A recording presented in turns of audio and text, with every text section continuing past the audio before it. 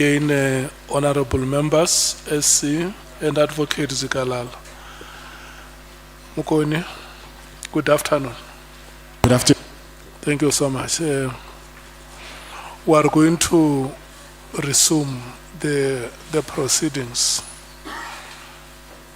SC and Matlala, good luck. We will run until 5 o'clock.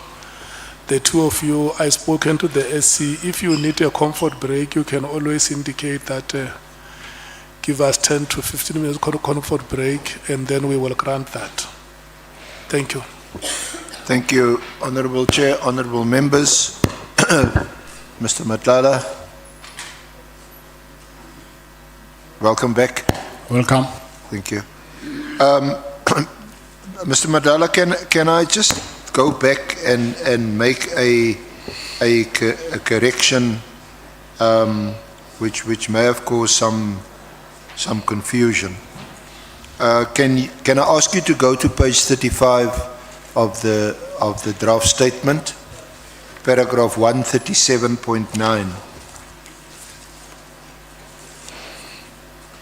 Yes, I'm here. That you see, there's a subheading, allegations concerning my involvement in Tembisa Hospital, and then the draft says, regarding past dealings with Tembisa Hospital, my company has previously responded to RFQs. Yes, I see it. Now, you read that yourself, but the impression was that we're talking to the Tshwane district company, the franchise of the holding company. But in fact, that reference is actually to Black AK Supplies, Trading and Supplies. Yes. Isn't it? Yes. Because that is the company where you supplied, you did various medical supplies to Tembisa. Yes. As I think you said, like, if you want 100 or 1,000 water bottles or whatever, then those are the supplies that you make, isn't it? Yes, that's correct. So can you just confirm that is in fact the case? Yeah, that's correct. Yes. Thank you. Now,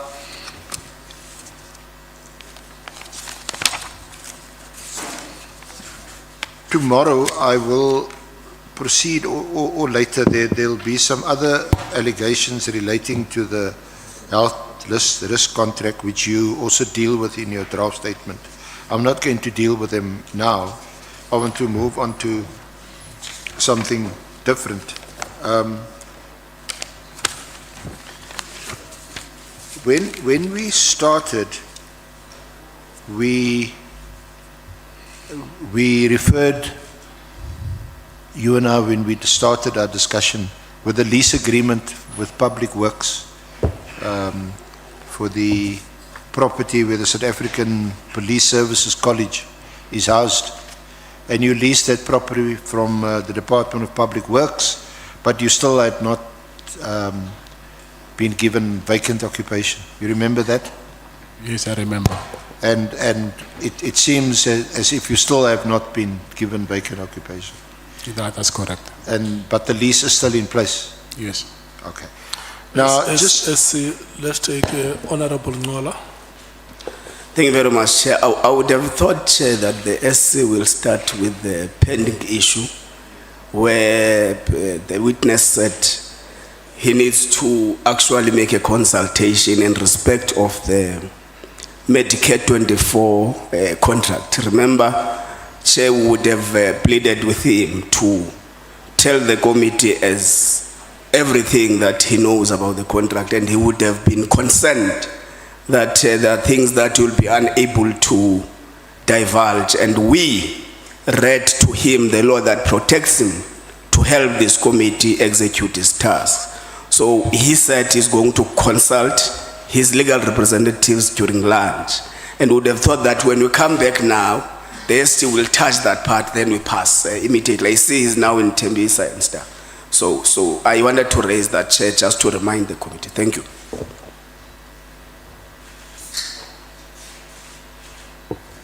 SC. Chair, the witness may answer. We did confer briefly with Mr. Forbey, his legal representative, but it was more in relation to the Powers and Privileges Act, not specifically this issue.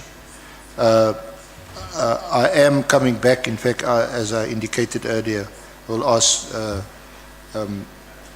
Ms. Sikalala to deal with that aspect further of the health risk contract.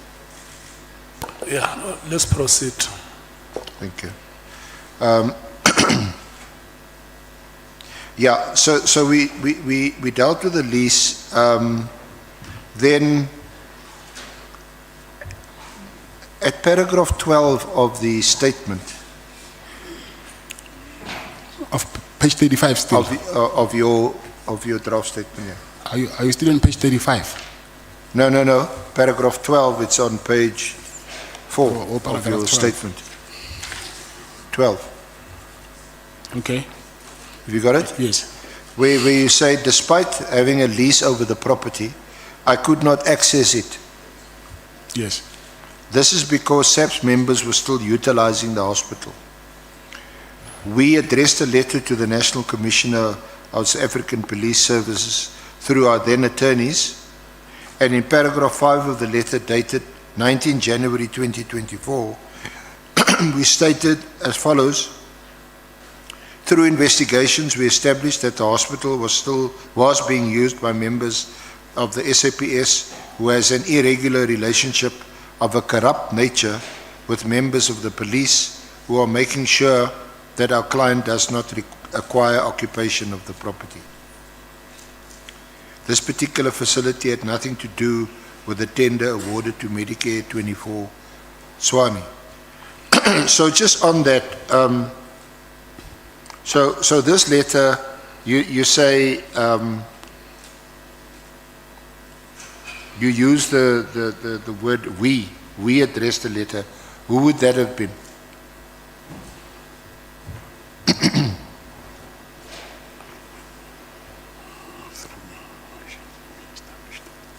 I'm saying we as a company. As the company? Yes. Yeah, okay.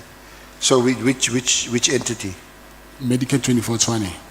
Medicare 2420, okay. Yes. And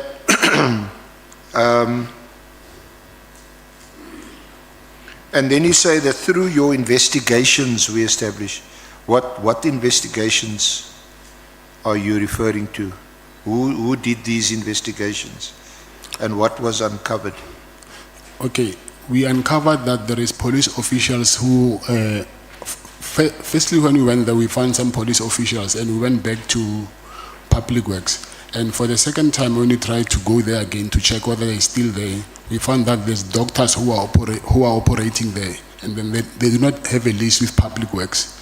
So Public Works gave them a notice to vacate the premises, and then that's when I just learned that these doctors might be working with the police officials, senior police officials, to occupy that facility. So that's when I asked if this thing can be investigated, because I was not 100% sure of my assumptions, hence I wanted it to be investigated. And who did you get to do the investigations? I went to the head of National Detectives, General Sibiya. To conduct the investigations? Not to conduct the investigations, to check these allegations that I had just heard, that there is police officials who are operating with the doctors there. Yeah, I want to get to General Sibiya, but I'm still on paragraph 12. And the contents of the letter that your erstwhile attorneys wrote, where they say that through investigations, we established that the hospital was being used by members of SAPS who has an irregular relationship of a corrupt nature with members of the police. So which investigations or investigator are you talking about? When we said investigations, we're not meaning that we have appointed private investigators. I'm saying from what we heard, referring to investigations. So it's just based on information Yes, that was gathered, yes, and from there it appeared that the hospital was being used by members of SAPS who have an irregular relationship of a corrupt nature. yes. Were there any other details from this information that was gathered by you and your lawyers at the time that you could share with the committee, and this relationship of a corrupt nature? I've tried to for this thing to be investigated, but I've been stopped. Then I didn't continue with it, so I didn't have any further information. Yeah, but I'm asking about the information that was at that time at your disposal, and that your lawyers relied on when they wrote this letter to the National Commissioner to say, from our investigations, it appears as if the hospital is being used by members of SAPS and they have an irregular relationship of a corrupt nature. So it's that information that I'm asking that you share with us. It's the information that I just told you about, that there is doctors who are there, which even myself, I saw them there. Yeah. So who were operating without a lease. Already that thing, as it is, it was corrupt because they were operating unlawfully. Because I'm the one, even now, I'm the one who has the lease, but they are there. So whoever let them there, obviously, I suspected it was of a corrupt nature. Okay, so that's what you meant? Yes.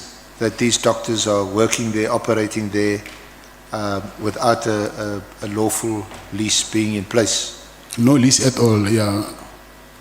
And for them to have done so, there must be some corrupt relationship between them and some members in the police. Yeah, it's obviously no one can come to your house and then you don't know who this person is. Someone must have let them in. Okay. So, then you go on to say at paragraph 13, in January 2024, to address the situation, I met with Lieutenant General Sibiya, who was then the acting National Commissioner. A meeting was arranged after I obtained his office details online. Which is true? So just elaborate on that statement. Yes, I contacted him to arrange a meeting with him so that we can, I can go there and lay my complaint. Did anyone facilitate that meeting with Lieutenant General Sibiya? Because you say you just obtained his office details online. Yes, and then after that, obtaining it online, I sent him in an email. I think we gave you a copy of the email, dated 9 January. No, we would like to have a copy of that email. Yeah, we have. Sorry? It's fine, you'll get it. I thought by now you have it. Yeah. Now, before then, did you know Lieutenant General Sibiya? No, that was my first time meeting him. So isn't it a bit unusual for any member of the public to simply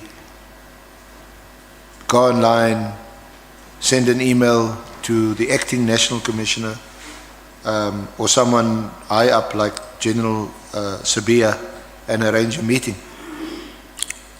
Unusual how? Sorry? When you say unusual, how?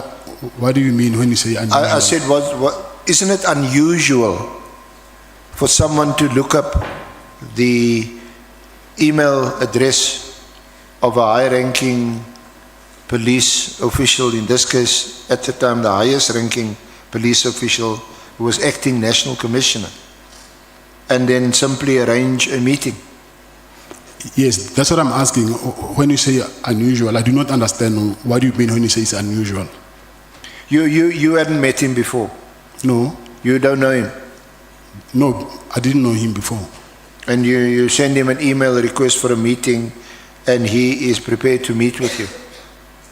Yes, maybe if you can see the details of my email, and then you'll understand why he agreed to meet with us.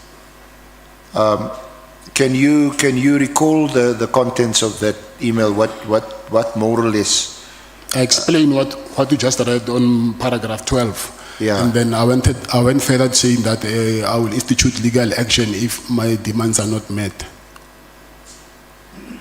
So the basis on which you sought a meeting with Lieutenant General Sibiya was that SAPS were refusing to give you vacant occupation of that hospital. Yes. And you thought that he could help or address the situation? Investigate what was the problem, yes. And you didn't get any assistance from any other party to have this meeting with General Sibiya? No.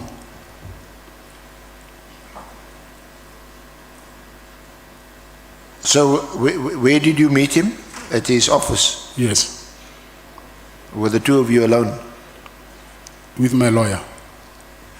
So he met and he was on his own? Yes. What is his reaction to this? To your meeting with him? He said he will get back to me. Okay. And then you go on to say that you met with him again in February 2024. Yes, that's correct. Together with your legal counsel at his offices situated at Wachthuis 229 Pretoria Street, Pretoria. Yes, that's correct. Was that with the same lawyer you met him the first time? Yes.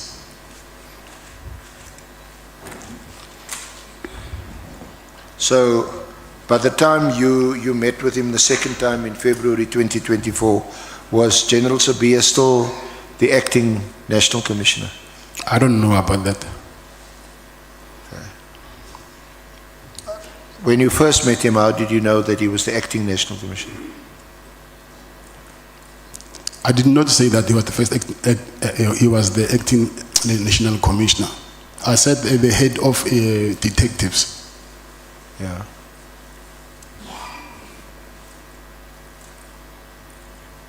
So again I ask, I mean, isn't it a bit odd that the head of the detectives, what is he going to do with assisting you with a lease agreement that according to you the police were not honoring?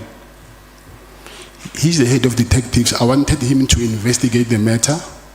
And second of all, that college is for national police. It's not for provincial or whatever. That's why I went to him as a national detective.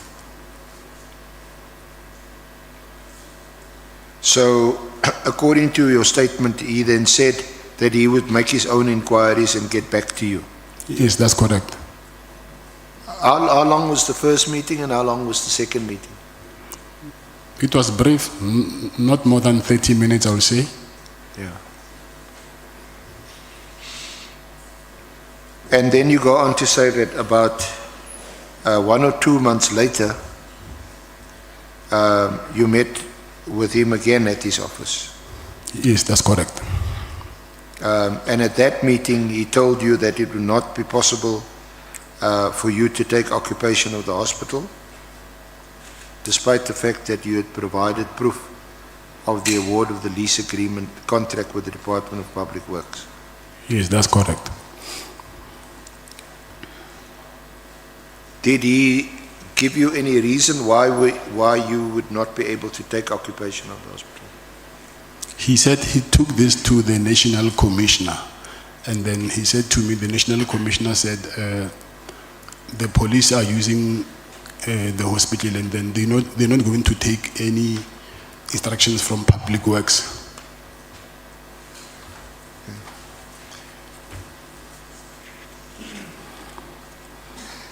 So was that the beginning of a relationship with General Sibiya? What relationship? Well, I'm asking you, was that the last time you saw him, or did you see him again afterwards? And if you saw him again afterwards, in what connection did you see him afterwards? Yes, I saw him again. And in what connection was that? It was regarding, it was long ago, it was regarding, he actually wanted to ask me, because he said he was investigating a kidnapping case. And then he asked me if, because the person who was being kidnapped is my very close friend, and he was asking me about him.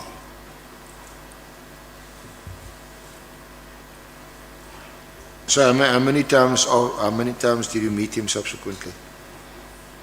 3 times. 3 times. Yes. And what was it about? Was it about the same thing or different thing? You asking how many times did I meet him? Yes. And I'm saying 3 times. I explained the first 2 times it was regarding the public works lease. And the third one, it was regarding the kidnapping case. So you spoke to him about the PKTT case? No?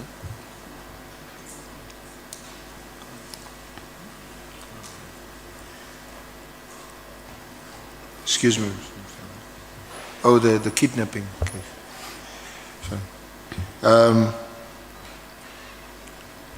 So it's only on those 3 occasions that you met with him? Yes. And the kidnapping case, which case was that about? It's a kidnapping of a friend of mine. Of a friend of yours? Yes. And was that also during 2024? Yes, 2024, yes. And was he able to assist? He was the one asking me questions. I did not need help from him. He's the one who called me and asked me questions about the kidnapping. He called you? Yes. And when was that? I don't recall the date. So after your first 2 meetings, and both those meetings related to the lease agreement, isn't it? Yes. On the third occasion, when you met him, that was after he contacted you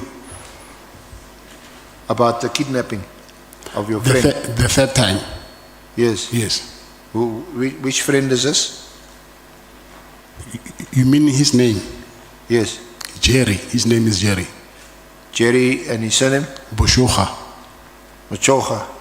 B.O. Boshoga.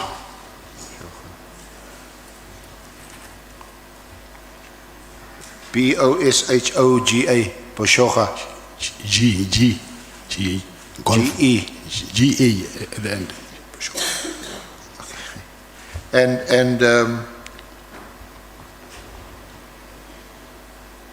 why did he phone you about your friend's kidnapping?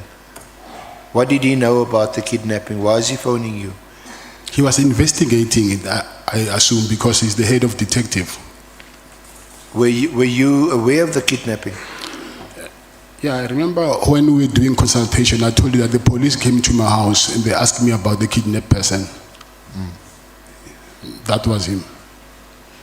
Okay, so we're going to get to that. Was that after the first raid? Yes. On your house? The first one, yes. Okay.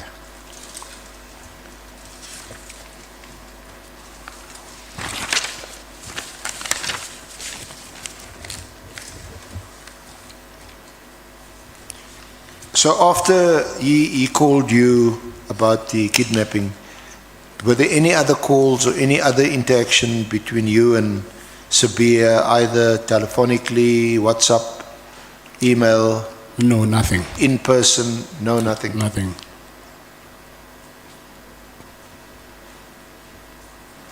Now, let's move to your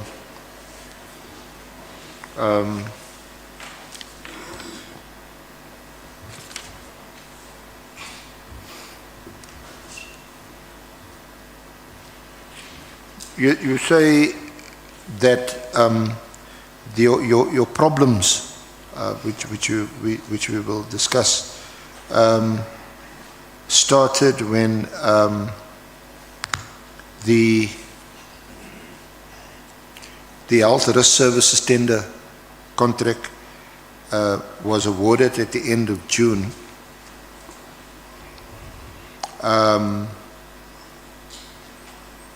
But although the contract was signed in July 2024, and you told us that you signed it in the presence of Captain Cartwright, is that right? Yes, that's right.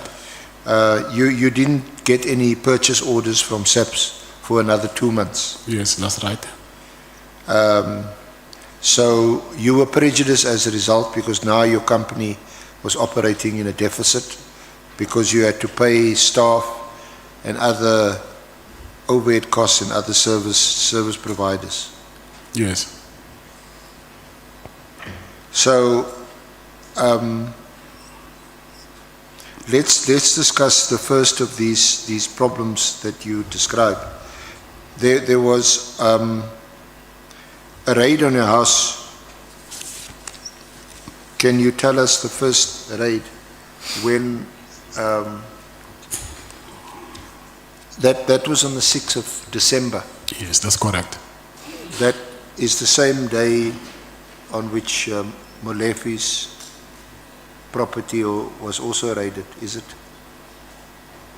Yes, yeah, that's on the land after, yes. Yeah, you wouldn't have known on the 6th, but you know now that Yes. it happened either simultaneously or the same time. We don't know.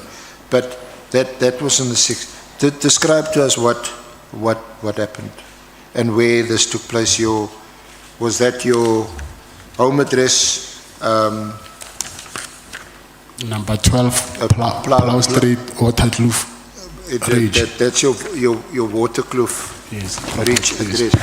Yeah.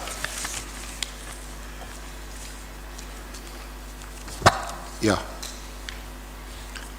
So just describe to us what happened. What did you experience? Okay.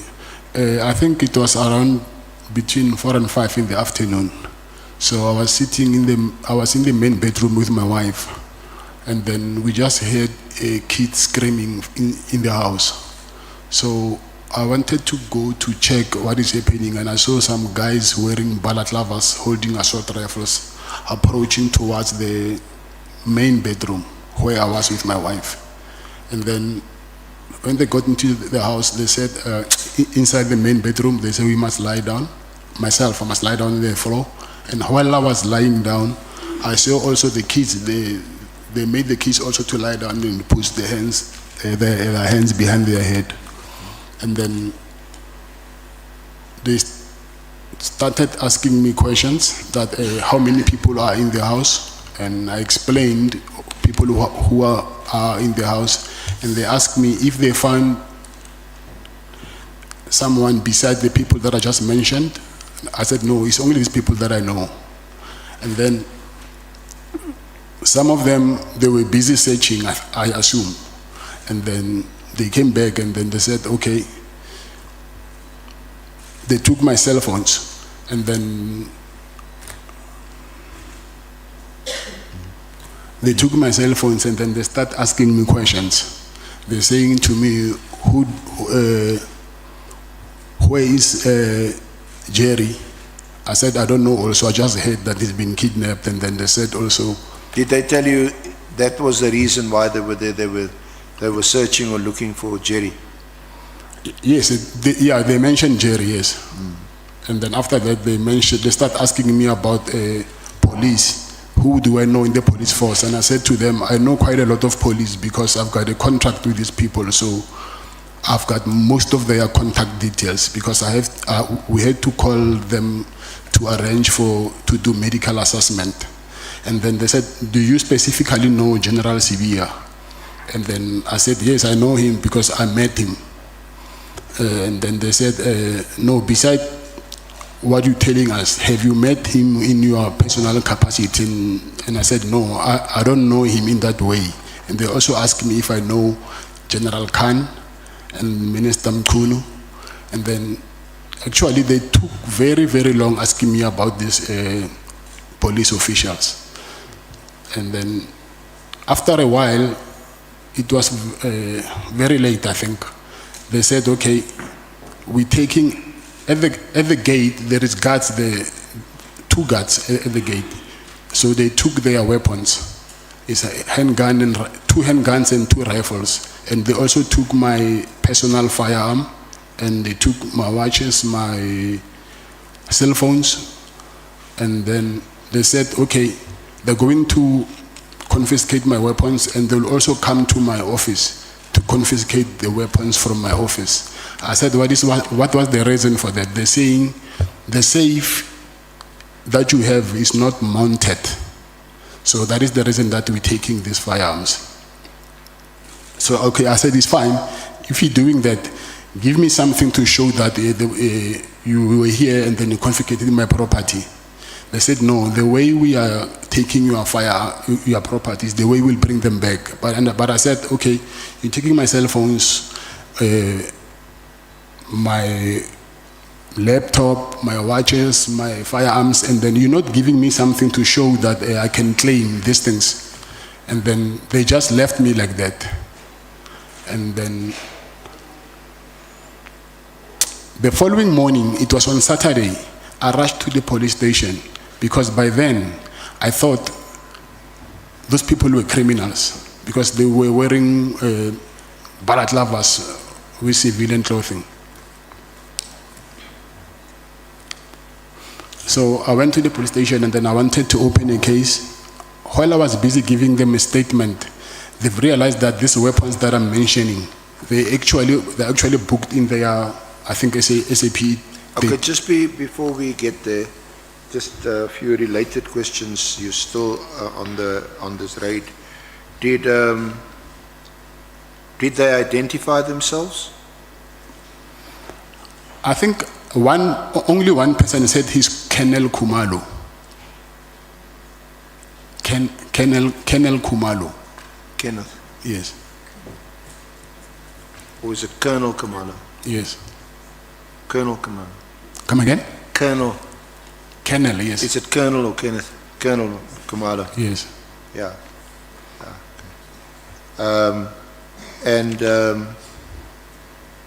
Did they show you any warrant, any search warrant? No, there was no warrant. Did you ask them? I whether asked they have them, a warrant? yes. And after questioning you, searching your house, taking your firearms and also taking it out of the safe, how long was this? For how long was this raid? How long did it take? I would say place? maybe between 5 to 7 hours.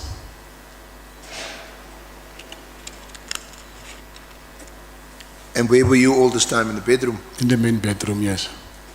And your wife? They took her out of the main bedroom. I think he was somewhere in the other bedroom or something, I don't know. But I was in the main bedroom. And how many children were home? 4 children. 4. Yes. And what happened to them? Last time I saw them, they were lying down there and then they closed the door, so I couldn't see what was happening. So I am supposed maybe they took them somewhere else. And do you know, or did you hear subsequently what happened to them? How were they treated? Yes, yeah. I heard after, but that's when they left.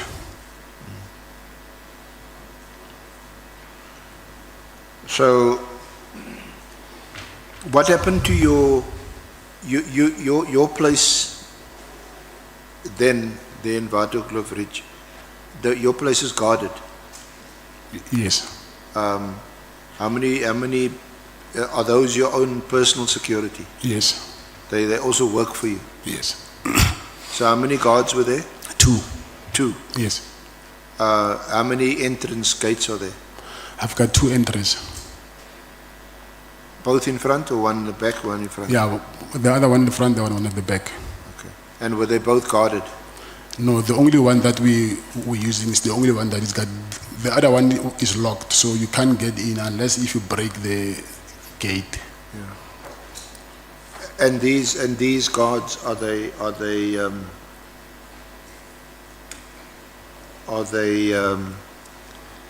armed? Yes, they were armed. Or were they disarmed? They were disarmed, yes. What happened to were their guns also taken by the police? Yes, they were taken by the police. As I understood you, they came there and they said that they were coming to search for Yes, someone that you had allegedly kidnapped. yes. Did they find anybody? No, there was no one. Okay. And you say this raid took place, what's it, between 5 and 7 hours? Yes. You must have been quite shaken by this event. Of course. So when they left, what did you do after they left? It was in the very late, the following morning, that's when I said I went to the police station. Okay. And which police station did you go to? It's Brooklyn police station. Sorry? Brooklyn police station. Brooklyn. Yes. Okay. SC, let's take Honorable Malim. Thanks, Chair. The SC asked that when they were searching the house, they alleged they were looking for a person. I thought the natural question that should follow should be who's that person? Because it can't be just a person and we leave it there. But once you say a person has got a name. So my question would be, which person were they looking for? Yeah, the witness had said the person they were looking for is Jerry. Where is Jerry? Where is Jerry? Maybe he can answer that in full. No, that's correct, yes. Okay. Are you happy, Honorable Member? May we proceed, SC?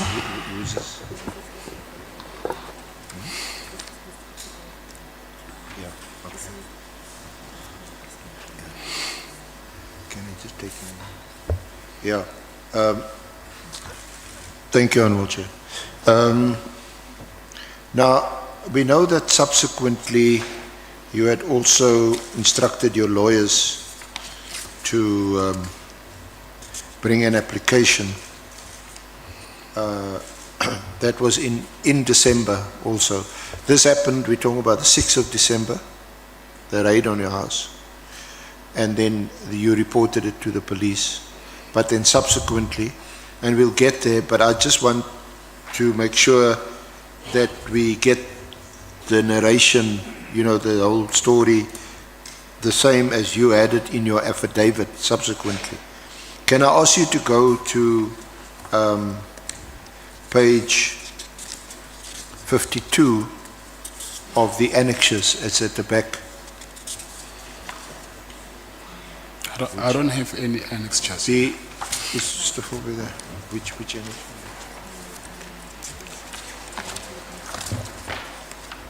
It's The last page that I have is it's page annex. 39. It's item 3 of the bundle, and it's VM3. I don't have any annexures. It's in that bundle there, Mr. Matlala. Will you keep that close to you as we go through your statement? Page 35. Page 52. But the annexure starts at page 43. That's your court application, which we know is you subsequently withdrew. But we'll get to that. It's your affidavit.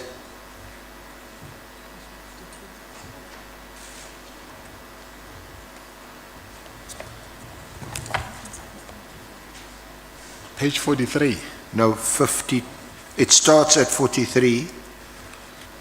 And your affidavit at page 52. Can I ask your legal representative to help? 52. 43 actually.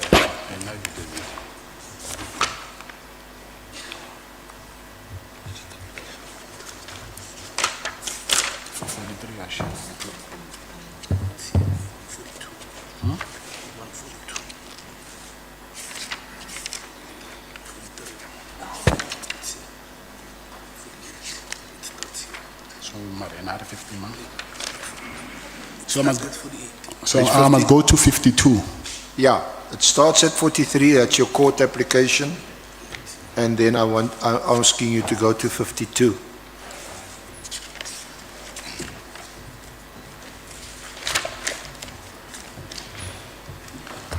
Got it? Yes, 52, I got it. Yeah. Okay, so go to paragraph 13. Yeah, I'm gonna 13. So can you just read back to us what you said in your affidavit from from paragraph 13? That is what happened on the 6th, Friday the 6th of December. Yes. Yeah, I want you to read it. This is what you said in your affidavit. Last week, Friday, 6 December 2024, at about 16:45, about 100 police officers that appeared to be members of the Special Task Force, the National Intervention Unit and Crime Intelligence arrived at my home residence. A certain Colonel Khumalo introduced himself and appeared to be the commander of this unlawful operation. Unfortunately, I do not have further information about Colonel Khumalo. Yeah. Do you want to read further? Upon their arrival, they forcefully gained access to my home residence by breaking the main gate to the property. Two of the second applicant security guards were present and at a gunpoint disarmed of their rifles and pistols and restrained. These officers then entered my home and found me in my bedroom on the second floor of the house.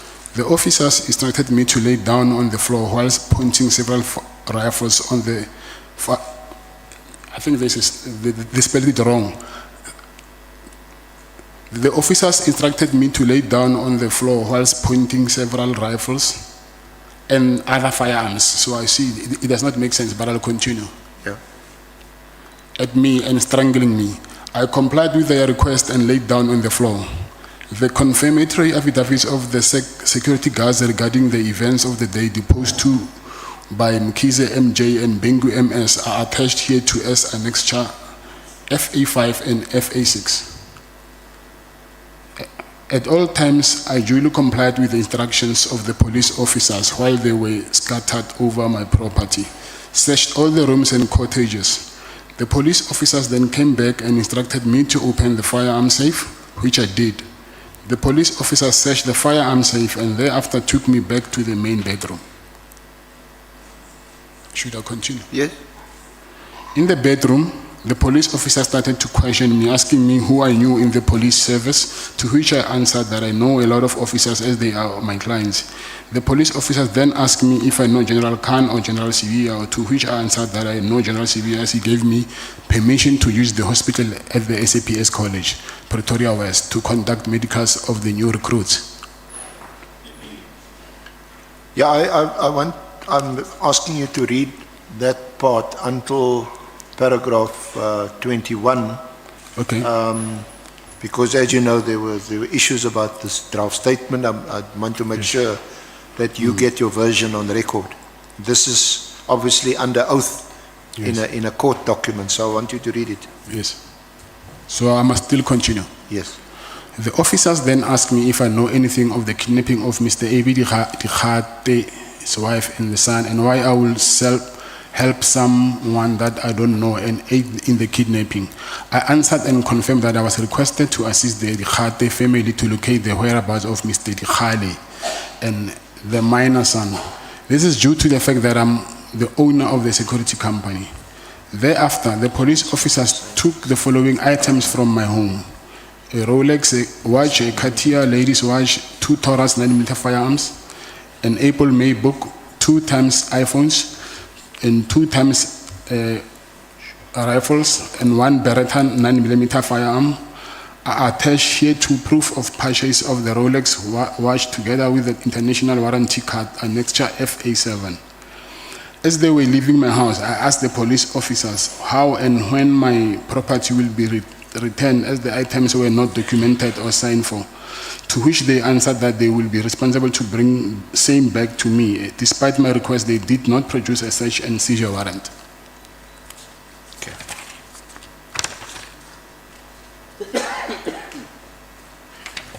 So you had mentioned earlier that and then Honorable Malema had also sought clarification on this, but you mentioned already that the person that was allegedly kidnapped Yes.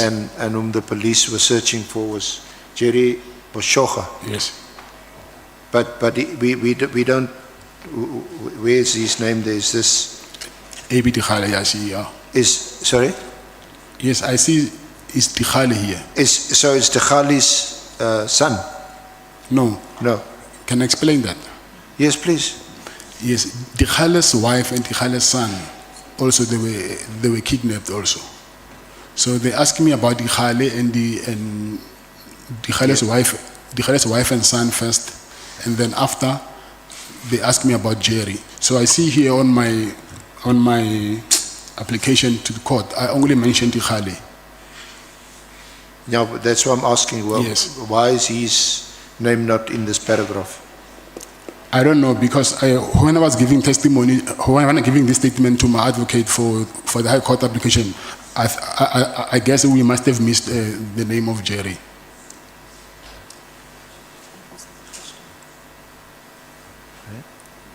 Sorry. Chair.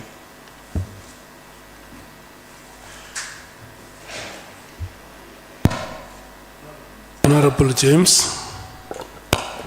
Thank you, Chair. Just for clarification purposes, earlier on the witness stated that he has a lease agreement with Public Works to utilize the hospital. I'm now reading in his statement that he said he needed to get permission. Not he needed, General Sibiya gave him permission to use the hospital. Does this mean that General Sibiya had ensured that SAPS evacuated the premises and it was now, or did he grant him permission to use? Because rightfully so, that is your property. The lease agreement is in your name, so which is it? Thank you, Chair. Okay, during the raid, it was in December. And then when I told the police that General Sibiya granted me permission, you will see on my screenshots that you have from my phone records that when I made this court application, I also told my lawyer that no, you got it wrong, please fix this thing. I said General Sibiya, at that time in December, he was an acting national commissioner. And then because of I was doing medicals for the new recruits of SAPS, so the head of the recruit from SAPS told me that they need me to conduct medicals in SAPS Pretoria. And she said it will be best if you can use the hospital which is inside the college. And she said to me, but we need to get permission from the National Commissioner. By then, the acting National Commissioner was General Sibiya. So, I think I've clarified that. Honorable James, are you okay? Yes, I am. Thank you, Chair. Let's proceed, SC. Thank you.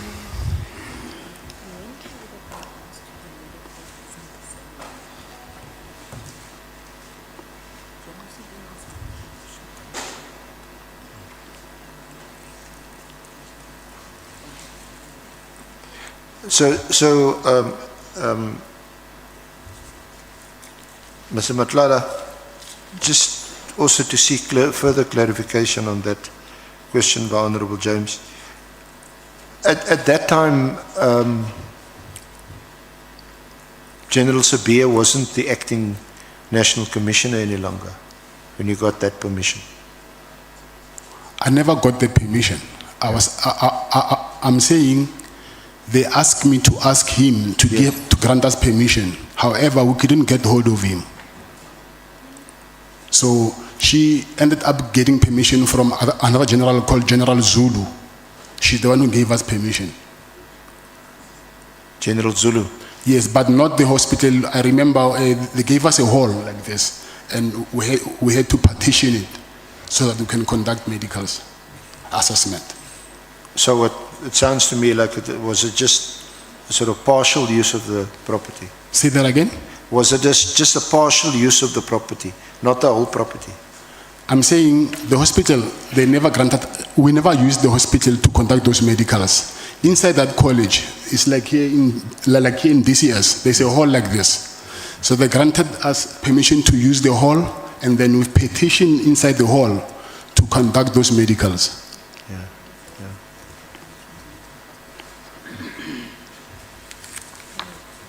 It was,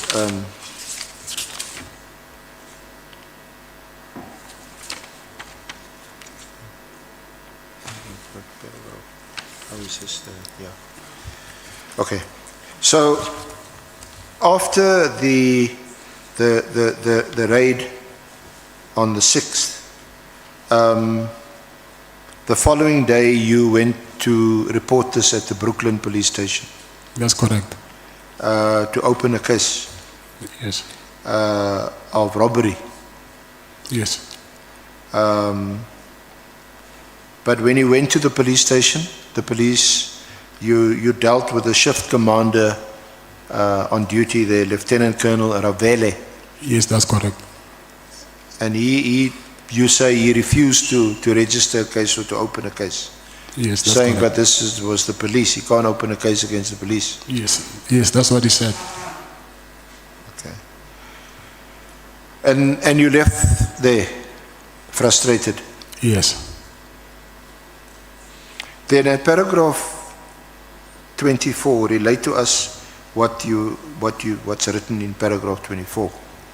Sorry, before we can proceed, I need to clarify something which I think I didn't earlier with you. I went to my lawyers actually after the first raid, not the second raid. I just realized, I think yesterday when I was with my legal team. After the police refused me to open a case, that's when I went to my lawyers to complain about the harassment. And that was before the second raid? Yes. The second raid was 19 December. The 18th. The 18th. 18th. Yes. And you brought the application was drafted before then? Yes. Yes. Okay. And yes, that's dealt with on the next page, the second raid. But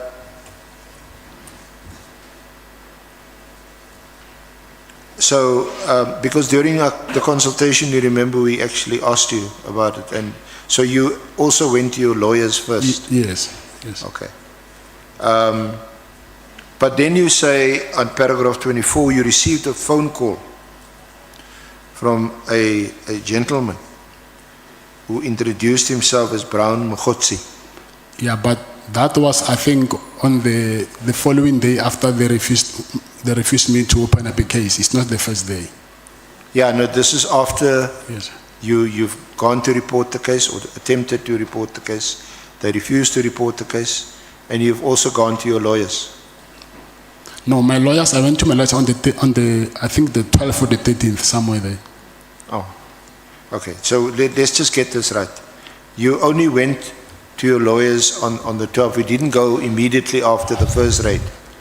You know, the dates, I just remembered now them when they showed me the documents yesterday. Like I'm saying, a lot of things I forget them. Yeah. I'm in solitary confinement. I forgot a lot of things. Yeah. Okay.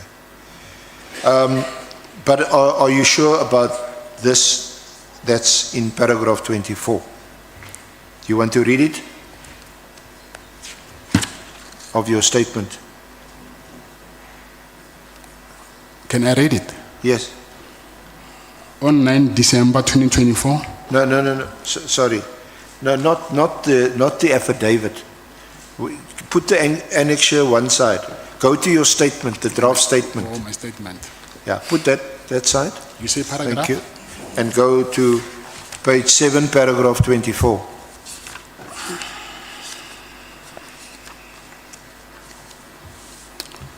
I then received a call from a gentleman who introduced himself as Brown Mogotsi, who stated that he was calling from the office of the Minister of Police and that he wanted to assist me. I informed him of what had happened at Brooklyn Police Station, and he advised that I should instead go to Protea North Police Station to open the case, which will subsequently be transferred back to Pretoria, Brooklyn. I went to Protea North Police Station as advised, and they told me they will issue a case number, but I never received any case number. Okay. So just to pause there,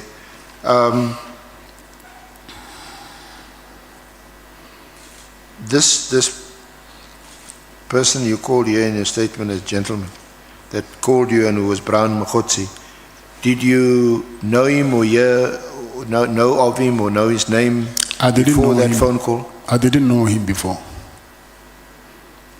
So you wouldn't be able to tell us where he got your number from? I don't know, because I've been calling a lot of people complaining, so I don't know how he got my number. Okay. Did you complain to anyone in the police after the raid? Some police that you think you may be able to trust? I went to the police station. I wanted to lay a complaint. This I complained to the police. Yes, but outside of that, you didn't phone General Sibiya? I don't have that relationship with General Sibiya. So this comes out of the blue to you. This guy that phones, you don't know him at all. I didn't know him He at all. says his name is Brown Mogotsi. Yes, I didn't know him at all. And that he was calling from the office of the Minister of Police, Minister Mkhwanazi. Yeah, that's what he said. Okay. Did you not ask him where he got your number from? No, I didn't. I was more interested in that he wanted to offer me his help. But didn't you question him a bit further? Isn't this strange or odd or a coincidence that someone is now phoning you from the minister's office to offer you assistance? It's not, for me at that time, yes, it is strange, but for me at that time, I didn't think it that way. Like I said before to you, that if you are sick and someone brings a cure, you wouldn't ask where you get this medication from. I just wanted him to help me. Okay. So this is from Dr. Mogotsi, the medicine man. Yes, by then, that's what I thought, by then. Yes. So he says, no, I'm phoning from the minister's office. Of course, you don't know. He may be phoning from an office next to you or down the road. You don't know whether it's actually the minister's office. Probably. But at that stage, you say, if anybody's offering to help me, I'm quite happy to accept the help. So you're in quite desperate straits that you would accept anybody's help. Yes. Yeah. So you then say that you informed him of what happened at the Brooklyn police station. You didn't ask him why he was calling you or what the background was to the call. He didn't tell you, I heard that you in some trouble and all that. He didn't give you that any detail. He told me that I hear that you've got problems with the police, and then we are here to help you. Hence I said here that he said to me that we want you to go and open a case in another police station, and then we'll transfer it back to Pretoria. So I was more interested in the help that he was offering. It would have been clear to you that he must have some inside information about. Of course he does. He does, yeah. And you didn't ask him where he got this information from? No, I didn't ask him. Okay. So you took his advice. You went to the Protea North police station, and Did they open a case or did they just tell you they would open a case? I gave them a statement and then they said they will register a case and then they will send me Yeah, you normally get an an SMS. SMS of a case number. But you never ever got such an SMS. Nothing. Did you call Mr. Mogotsi after that to tell him that I have not done what you asked me to do, what happens next? Yes, we were in contact, yes. Sorry? Yes. Okay. We going to get to your interaction or your exchanges with Mr. Mogotsi in a while. But is that where your interaction with Mr. Mogotsi started? Yes, that's correct. That day after the raid? Yes, that's correct. So, you say roughly 2 weeks after the first raid, around about the 18th of December, the same unit came to your office. Yes. SC, let's take Honorable Nomvalo. Yeah, thank you, Chair. No, I just want to check with the witness, Mr. Matlala, if you say you never received an SMS confirming that the case was opened, do you mean that it was never opened at all, the case? I mean, it was never registered. No, I'm saying it was never registered. Yes. So since that day, it has not been registered. Yes. Okay. No, I just wanted to confirm that, Chair.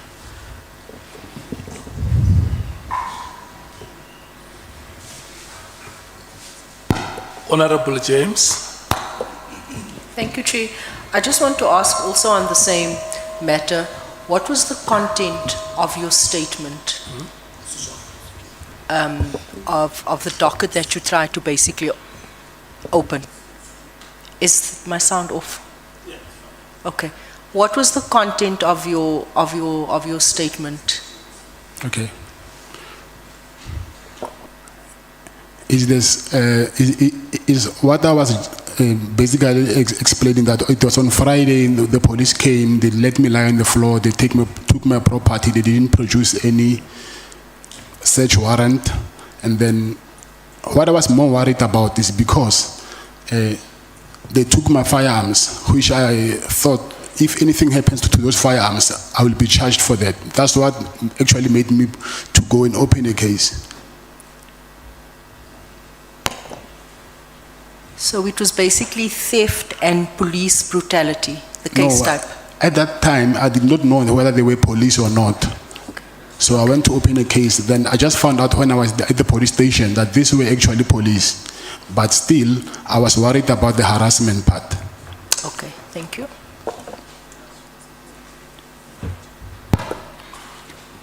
Honorable Skosana Jali. So the harassment part was the one which you said even your kids were harassed on the day. Yes. The four of them. Yes. Thank you, Chair. Any further follow-up before we proceed? Okay. Let's proceed, SC. Thank you, Honorable Chair. So, can we move to the second raid on your house? That was... Second raid is what was at the office. Sorry? The second raid was at my office. Yes, the second one is at the office, around about the 18th of December. And you say again, the police, they wore paramilitary clothing and balaclavas. They stated they wanted to inspect the firearms belonging to the security company. And after you complied, they confiscated. Doing the inspections of the firearms, they asked the person who was in charge of the armory, and then they asked him where is the spare key of the safe. And then he said he has one set of keys, and then the other set of key is with his boss, referring me. And then they're saying, according to the law, me as the owner of the company, I'm not supposed to have a spare key of my safe. So I'm supposed to return the key. And by then, I was not at the office, I was in the meeting. So they called me and they said I must bring the spare key of the safe. Then I sent my driver to go and give them the spare keys. So while, okay, he gave them the spare keys, and then I think they took all the firearms, they left, and then the same night, they came back to the house, but I was not at home. So they wanted to arrest me for having a spare key of the safe. So, but when they were busy at home, I was actually on my way home, but they got to the home before me. So I just saw a lot of people wearing this paramilitary clothing inside because the house, you can see people, even you are from the gate, you can see people from far. So I saw these people wearing like soldiers or something. And then I told the driver to drive back. And then my wife called me, said, the police are here. I said, no, I'm not coming. I'm going back to the office of the lawyers. I'm going to tell them they are back. So when they were there with my wife, they harassed her. She even now, she still has bruises. They thought maybe she was hiding me in the house. And then what worried me more is that they're saying they're looking for a spare key of the safe. They want to arrest me for a spare key of the safe.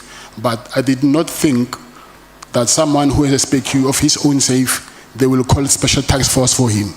So I thought there is more to this than what meets the eye. Yeah. So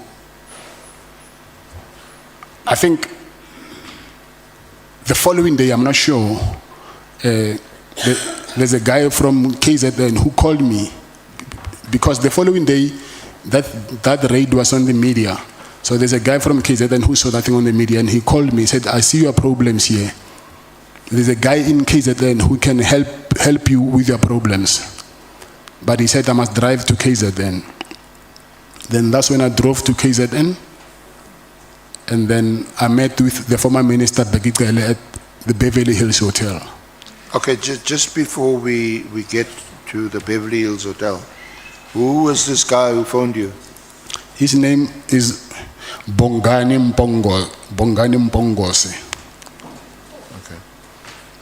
Is he the son of the taxi boss? Yes. In KZN? Yeah. So let us first just round off the second raid on your... Sorry, Chair. Chair. Can I please just 2 minutes? I want to go to the bathroom quick, please. That is allowed.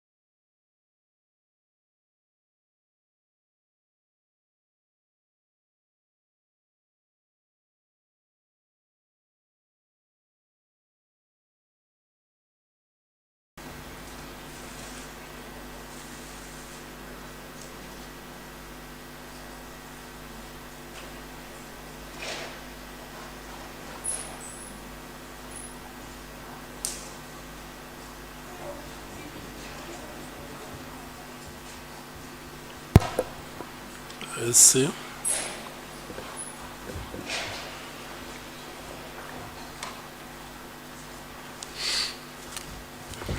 Are we ready? Can we proceed? Yes, I'm ready. Okay. Thank you, Honourable Chair. Honourable members, Mr. Matlala. So, on the 18th of December, did you had gone to the house, but you saw that there was something happening in the house, so you turned back. Yes. Did you go back to the house at all on the 18th? No, I didn't. You didn't.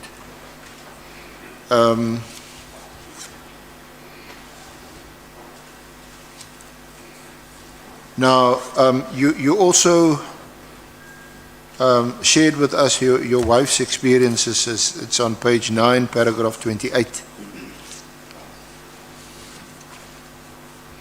Do you want to read that into the record? My wife, Matlala, has also shared her traumatic experience of a raid by the Special Task Force team on our house. She recounted how my young children, aged 6, 9, and 11 at the time, were forced to lie on the floor with their heads on their heads, with a rifle pointed at them. This heartless act has had a profound and lasting psychological impact on our entire family, especially our children. It is inexcusable and demonstrates the extreme lengths to which these individuals were willing to go. Now, you summarize and you say that these incidents are somehow connected. Is that right? To the hospital lease and the Medicare 24 contract. The contract, yes. And you draw that conclusion if you go to paragraph 29. Do you want to read that or elaborate on that? This raids, the confiscation and theft of my property, the harassment of my family, and the confiscation of my devices, and all occurred during a period when I was actively pursuing legitimate business contracts and simultaneously facing difficulties with SAPS regarding a hospital lease on my Medicare 24 contract. I believe these actions were part of a coordinated effort to harass, intimidate, and ultimately derail my business, possibly due to my perceived and/or alleged association with certain individuals or my involvement in the Medicare contract.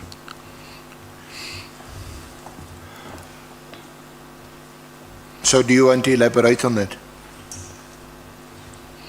Oh, yes. But I think it will be more clear if I can maybe explain what happened to my meeting in Beverly Hills, so I can go back to this, because I see these things are not in a sequence.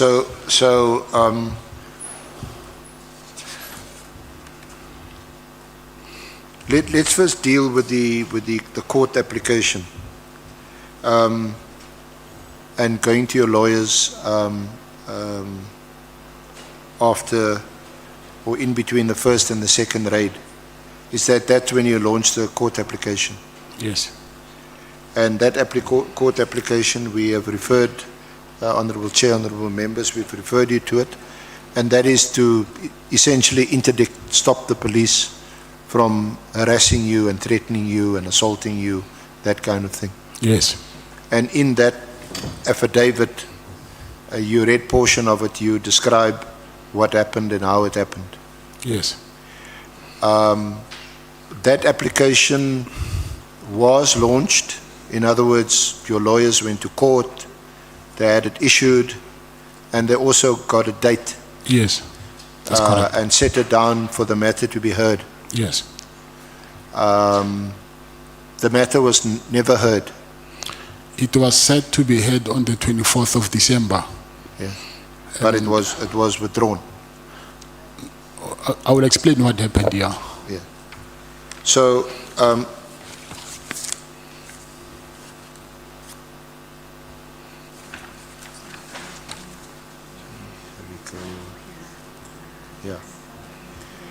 yeah.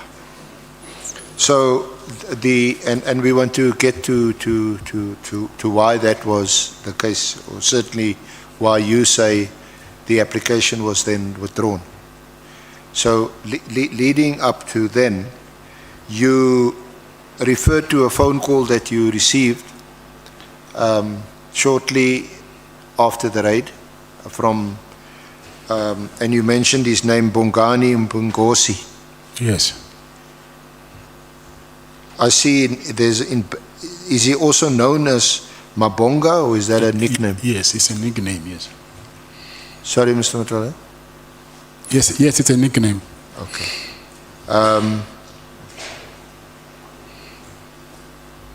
And that was also in December.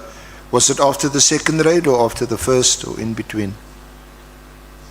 The phone call? The phone call after the second raid. After the second raid? Yes. So that was after the 18th of December? Yes. Do you or did you know Bongani? Yes. Bongozi? Yes. Sorry? Yes. How did you know him? Yes, I knew him. How did you know him? I knew him because he was friends with a friend of mine from KZN. Okay. Was he connected to the late Msisi at No. Because they were also in the taxi business. He was not in a taxi. I knew him, but he was not my friend. He was someone, I think he was into security as well, not taxi. Okay. And wasn't his father a big taxi His boss? father, not him, yes. Yes. Yes. Yeah. Because that's how former Minister Cele knows him. His Yeah, father was in the taxi business. Okay, yes, that's what I also learned but from Mr. Cele's affidavit, but I didn't know about that before. So he's also phoning you and telling you he's heard what happened. Yes. And he asked you to go to Durban. Yes. Why? He said there is someone that he knows that he thinks he can help me regarding this problem of harassment. Okay. Did he mention a name? Yes. Or did he just... Yes. Whose name did he mention? The former minister, Bheki Cele. So he told you to come to Durban and to meet with former Minister Bheki Cele. Yes. And why would it be necessary for you to meet with former Minister Cele? Because he said he will help me to tell these people to stop harassing me. So you're getting offers from help all over the place? Come again? You're getting offers of help all over the place after the raids? Yeah, I will say so.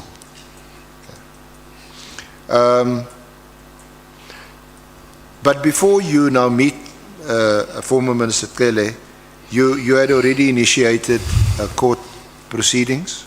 Yes.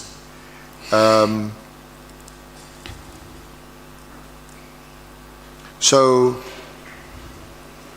when do you meet him and where do you meet him?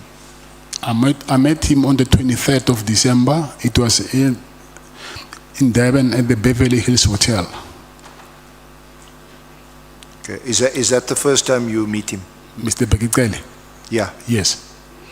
You didn't know him before then, other than being previous Minister of Police? No, I just knew him as being the previous police minister. Yeah. Okay.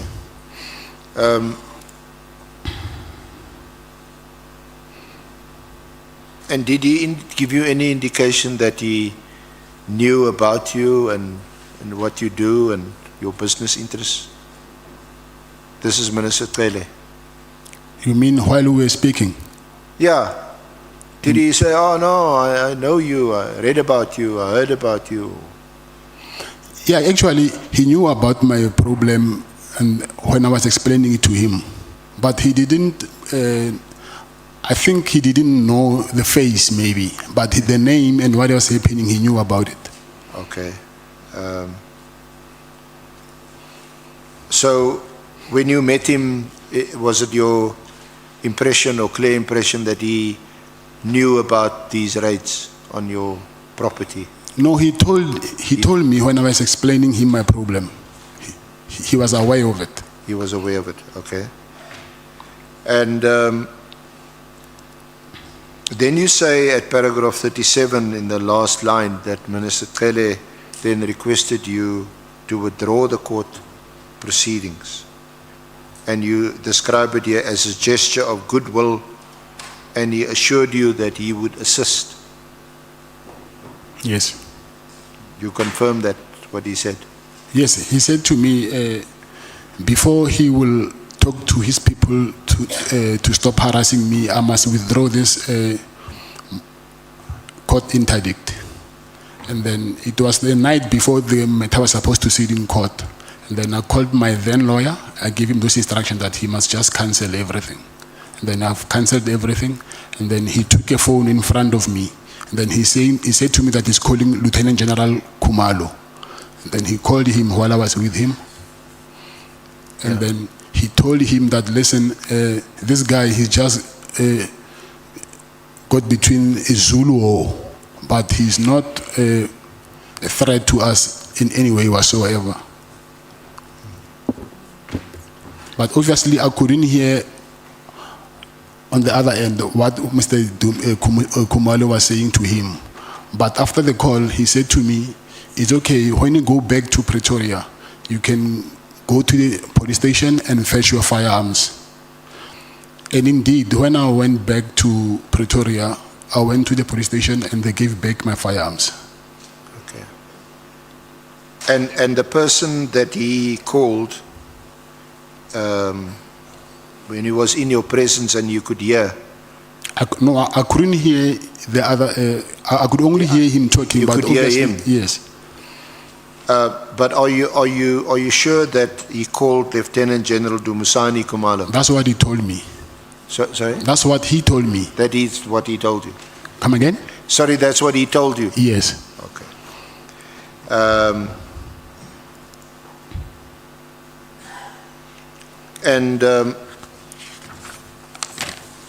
What happened after the phone call and before the phone call? Did you also phone in their presence, in Cele and Pungosi's presence? Did you phone your lawyers to say, yes, withdraw this, don't proceed with the court application? Yes, I did that, yes. Okay. I see. May we take Honorable James? Oh yes, where was that? In Zulu. Thank you, Chair. Just clarity, you said that you met with former Minister Bheki because you received a phone call that he could assist with your problems, right? Yes, that's correct. Which spoke to the harassment charges against the police. Mr. Bheki testified before this committee saying that the reason for your meeting was because you had information for him about the current minister, Minister Nkunu. So I'm just confused, what was the main purpose of that meeting? If you can just give us clarity. Thanks. The purpose of my meeting was for me to ask him to stop the police from harassing me. But what you're saying, I know about it. I will explain further when during my meeting with him there by the hotel. Honorables, okay, let me do this. There are two members who want to make follow-ups. It's Honorable Sangoni and Honorable Ntuli, the Chief Whip. Can I check if we have more members so that I note all of you? Honorable Malema will be number 3. Honorable Ngola, number 4. The list is closed. Honorable Sangoni. Thank you very much, Chair. Good afternoon, Mr. Matlala. You said that you couldn't hear the person on the other side, yes, but you heard Minister Mkhwanazi saying, and I want to... No, Minister Cele, yes, former Minister Cele saying, you are caught in, did you say, a Zulu war? yes. And then when he then said that, I know that you can't hear the person on the other end, but did you get a sense that he was then explaining this Zulu war, or it just sounded like the person on the other side knows what a Zulu war is? That I cannot explain, but that's what I heard him saying, that I'm caught up between the Zulu war. What it meant even today, I don't know what that means. Chief Whip. No, thanks, Chair. The first question I wanted clarity has been asked about the Zulu War, and let's leave it where you answered it. The second one, Mr. Matlala, is that if I heard you correctly, and you obviously indicate if I did not get you properly, there is a person who called you from KZN and advised you to interact with Mabonga. Or is it Mabonga who called you Yes. to prepare for a meeting with former Minister Cele? Yes, it's Mabonga who called me. Okay. No, thanks. Honorable Malema. Mr. Matlala, you said the people who rated you, amongst them was a person called Khumalo. And then you go to a meeting, you tell Cele your problems. Then Cele says, withdraw the case. You withdraw the case. On the phone, you call your lawyers, withdraw the case. Cele calls a person called Khumalo. He says, no, this guy is caught in a battle or a fight, a Zulu war. He has withdrawn a case, something to that extent.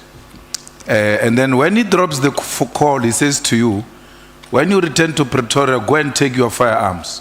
When you return to Pretoria, you get your firearms. Do you have any reason to doubt that indeed he was talking to Khumalo, because the person who was at the center of taking your firearms was Khumalo? No, I didn't say I had any doubts. No, I'm not saying you said that. I'm saying, do you have any reason to doubt that he was talking to Khumalo, because the person who came to fetch the guns is Khumalo. Then Khumalo get calls, the guns get returned. I mean, the guns, you go and collect the guns. So when Cele says, I spoke to Khumalo and you get the guns, you have no reason to doubt that Cele was talking to Khumalo? No, I didn't have any reason to doubt at all. Thanks. SC, let's proceed. You forgot? Oh, yeah. I forgot you, Honorable Ngola. And I see that there are members who are triggered by... Sorry, Chair. I think I need to clarify something to Mr. Malema here. Because the person who came to my house, it was Colonel Khumalo, not Lieutenant General Khumalo. However, Lieutenant General Khumalo, I just learned now that he is the operations manager of this PKTT unit. He's the head of this unit. I just learned now through the affidavits. Let's do like this. Before you speak, who else wants to speak? Honorable Mwango wants to speak. Well, there are two things. Thank you, Honorable We Chair. are starting with Ngola, and then you come after him. Honorable Ngola. Thanks, Chair. I want to check quickly. Was the meeting between you and the former minister on the 23rd of December or on the 18th of March? 23rd. 23rd December. Yes. Oh, okay. What mode of transport did you use to go to Durban? I drove. You drove? Yes. Okay, thank you. Thanks, sir. Bangazita. Thank you, Honorable Chairperson. My first question has to do with the Khumalo. That the former minister was talking to. Could it be the Colonel Khumalo who actually was leading the operation that actually took your property? Or could it have been the general? Because there are two Khumalos that are involved that you have already mentioned. And my second question has to do with Mpungose. Whether you have known Mpungose before the call that actually he made to advise you to actually meet with the former minister to discuss your predicament. Okay. The first question, actually, there's three Khumalos.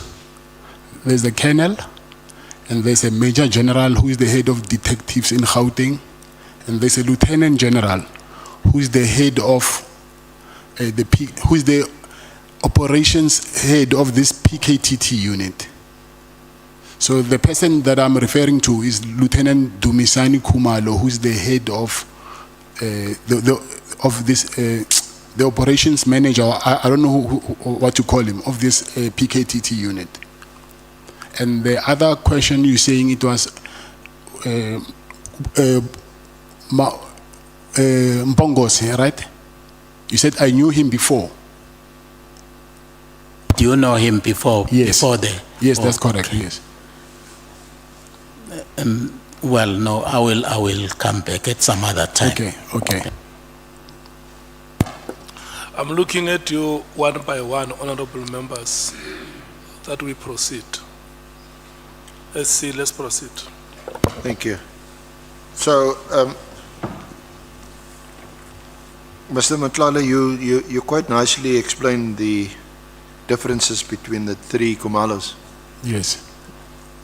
Is that something you learned later? You seem to be pretty well informed. Yes. It's because while I was complaining to Minister Cele, I just learned after, even myself, because when I applied for that High Court application, remember they give you the right to reply. So the person who replied, it was General Khumalo. You know, the respondent must reply. So the person who replied, it was General Khumalo. And while I was, but we'll get to that later, but when I was with Mr. Cele this year now, when he used to come visit me, to visit my penthouse here in Pretoria, he told me that I was under the impression that Lieutenant General Khumalo, Dumisani Khumalo, he was the one who replied to my High Court application. Then he explained to me that no, actually it is General Mbuso Khumalo, who is the head of detectives in Gauteng, because the unit that is operating here, I think it's a joint venture or something with the PKTT thing. So he explained that thing to me. Then that's when I understood that, okay, there's also Major General Khumalo, who is the head of detectives, and then Lieutenant General Khumalo, he was the overall head of this PKTT unit. So that thing, I also got it from Mr. Cele. Thank you. So it sounds to me the same sort of combination of PKTT and the Gauteng. I think they would be the elite sort of drug syndicate unit, and the other Khumalo, who also raided Molefe on the 6th of December. Were they the same police who raided you on the 6th of December? I will say the same unit. Same unit? Because I think that thing happened while I was raided, he was also raided.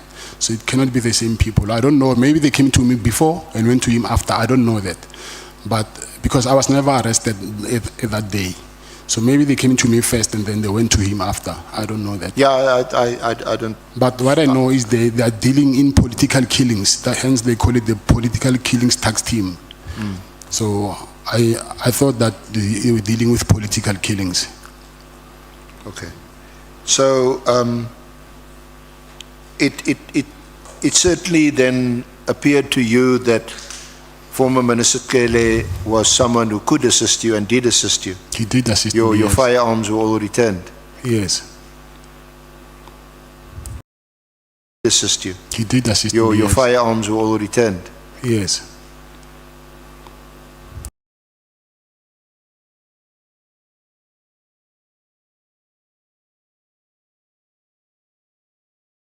Asked to sign for the release of your firearms. You mean registered when they booked them in? Yeah, in the police police station. I don't know whether they were registered or not, but when I went to fetch them, I found them where they put I think it's evidence or something. So I went there inside there and then they gave back my firearms. So I don't know whether they were registered or not. That I can't tell, I don't know. But did you go to the police station to fetch your firearms? Yes, at Bruin Police Station.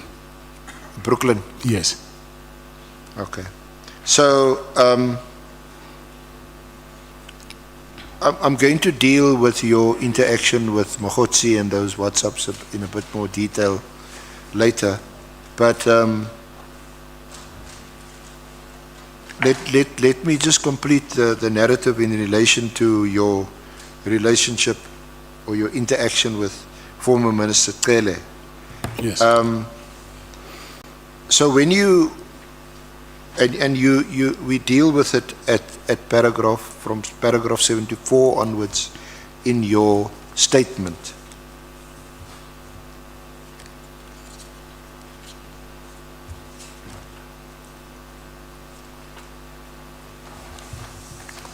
On page 18. You got it? Yes, sir. At the bottom? Yes. So you say that in your December meeting, that would have been on 23rd of December. You showed Minister Cele your phone, and you told him that this Brown Mogotsi was busy asking you for money. And then you say you told Minister Cele that you were going to block Mogotsi since Cele was able to assist you.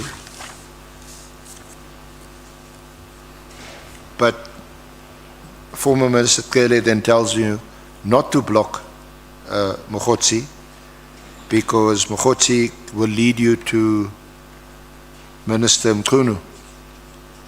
And his advice to you was that you must keep on entertaining Brown Mogotsi. You confirm that? Yes, I confirm that.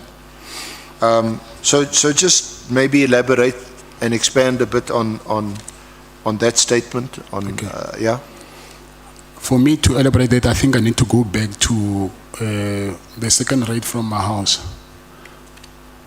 Yeah. Because when they came for the second, not for the raid actually, when they came to arrest me for the spare key of my safe. So when they left, I actually called Brown, and then I told him that, listen, these people that are harassing me are here.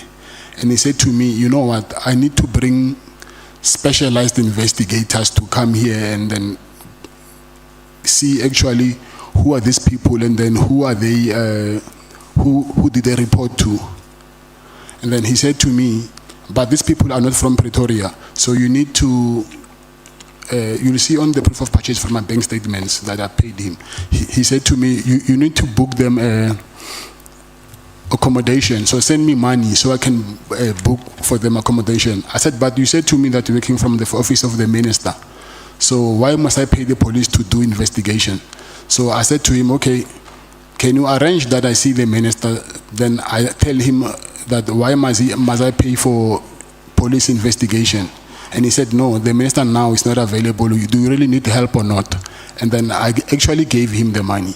I sent him that money. And then, but there were no people came to the house to do any investigation. And then, I think after 2 or 3 days, he said to me that is almost this January 8th thing that they celebrate every year, and then he needs help that I must. So just before you go, how much money did you give him? And I don't remember, but like I'm saying, if you can check the name, I gave you, I think, the name of his business account that I paid to, and then it's in my bank statement. So at that time, I think it was 10 or 20,000, but I can't remember. I can't remember. Okay. So sorry, I interrupted you. Please. Yeah, and then yes, I was saying, when I met, can you go back to Beverly Hills so that you can follow up? Can I go back to my interaction with Minister Cele? Yeah. When I was with Minister Cele, I explained to him actually that this guy, he's saying he was, well, after he sorted out my problem, now we started talking, and he asked me, what did I do about this? And I told him about this Brown Mogotsi situation. Then I even showed him the chats that he was sending me, and then also him requesting me to give him money and everything. But I said to him, it's okay, since you helped me, I'm going to block this guy. And then he said, no, actually, this guy might, because I think, he said to me, the problem that is there is that the Minister Mkhwanazi, he's got a problem with the police being still loyal to him. And then Minister Mkhwanazi wanted to remove General Dumisani Khumalo as the head of intelligence and put his own people. So that's why they are fighting. So now, this guy, since he's saying that he's close to the minister, he works in his office, don't block him. I think through him, he will lead us to the minister, because he's saying that the minister gave him the directive to do the investigations and everything. He said, I must keep on entertaining him. So, and then I told him that, but listen, this guy, he's asking a lot of money now. He wants me to pay him for this January 8th thing, whatever. And he said to me, please just do it for us, but don't give him more than 200,000. And then if he asks more than that, then you can stop giving him money. But he said, I must continue, keep on entertaining him, tell him what he wants to hear. And he also told me that he will come, because this guy, Bongani, he was also present. So this guy Bongani was also present there. So Bongani told him that, oh, actually, Ndosi, this guy in Pretoria there, he's got a nice penthouse. Because you like to visit Pretoria a lot, when you're that side, he can offer you accommodation. And I said, it's fine, I don't have a problem. When you're at this side, I can offer you accommodation. And then... Sorry, Chair. Chair? The point on January 8, don't give him more than 200,000. If he asks for more than 200,000, don't pay.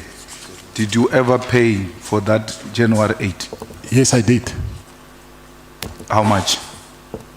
I'll say between 150 and 200. I'm not quite sure about it. Did you pay the money to the account given by Mogotsi? Yes, there's also proof of payments for that. Okay. Mkhwanazi, is there anybody who wants to speak to this matter? Okay.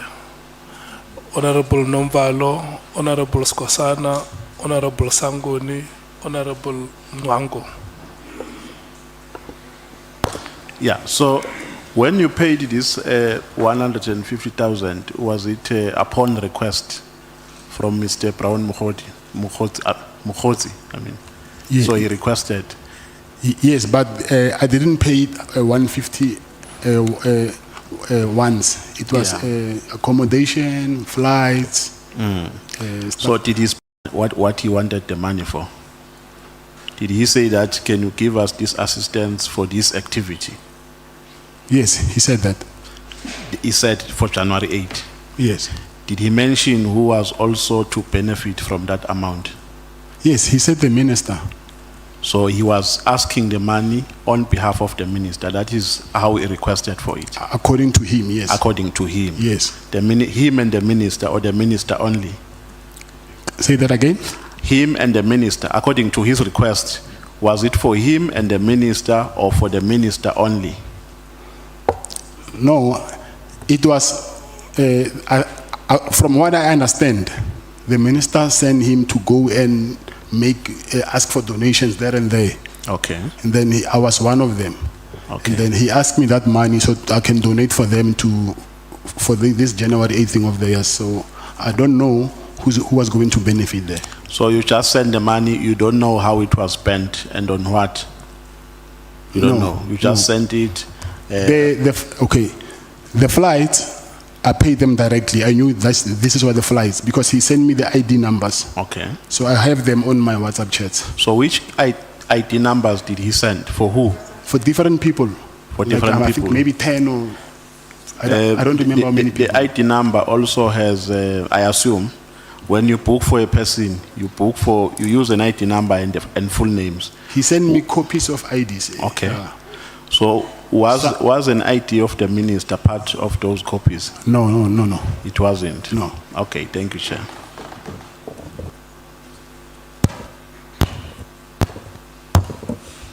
Chair, through you, Chair,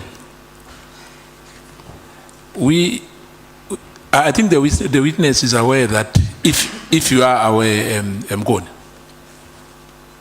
that Brown Mogotsi, with others, he was one of the fundraisers on CR17. Do you know that? He was what? One of the funders. Funder. Yeah, in other words, he was raising funds for CR17. Oh, I'm not aware of that. Thank you. Now, I believe that, I thought perhaps he was an extortionist, because what you said, that he said he calls you from the office of the minister, am I right? Yes. Like he was working with the minister. Yes. Hey. But what is your question, Charlie? No, uyayizwa wena ngabe uyizwe che, because iyahlaba vele. Kodwa ke I'm saying he was extorting money from you. Ngendlela kwenzeke ngakhona, am I right? Yes, no, I agree with you. Thank you, Chair.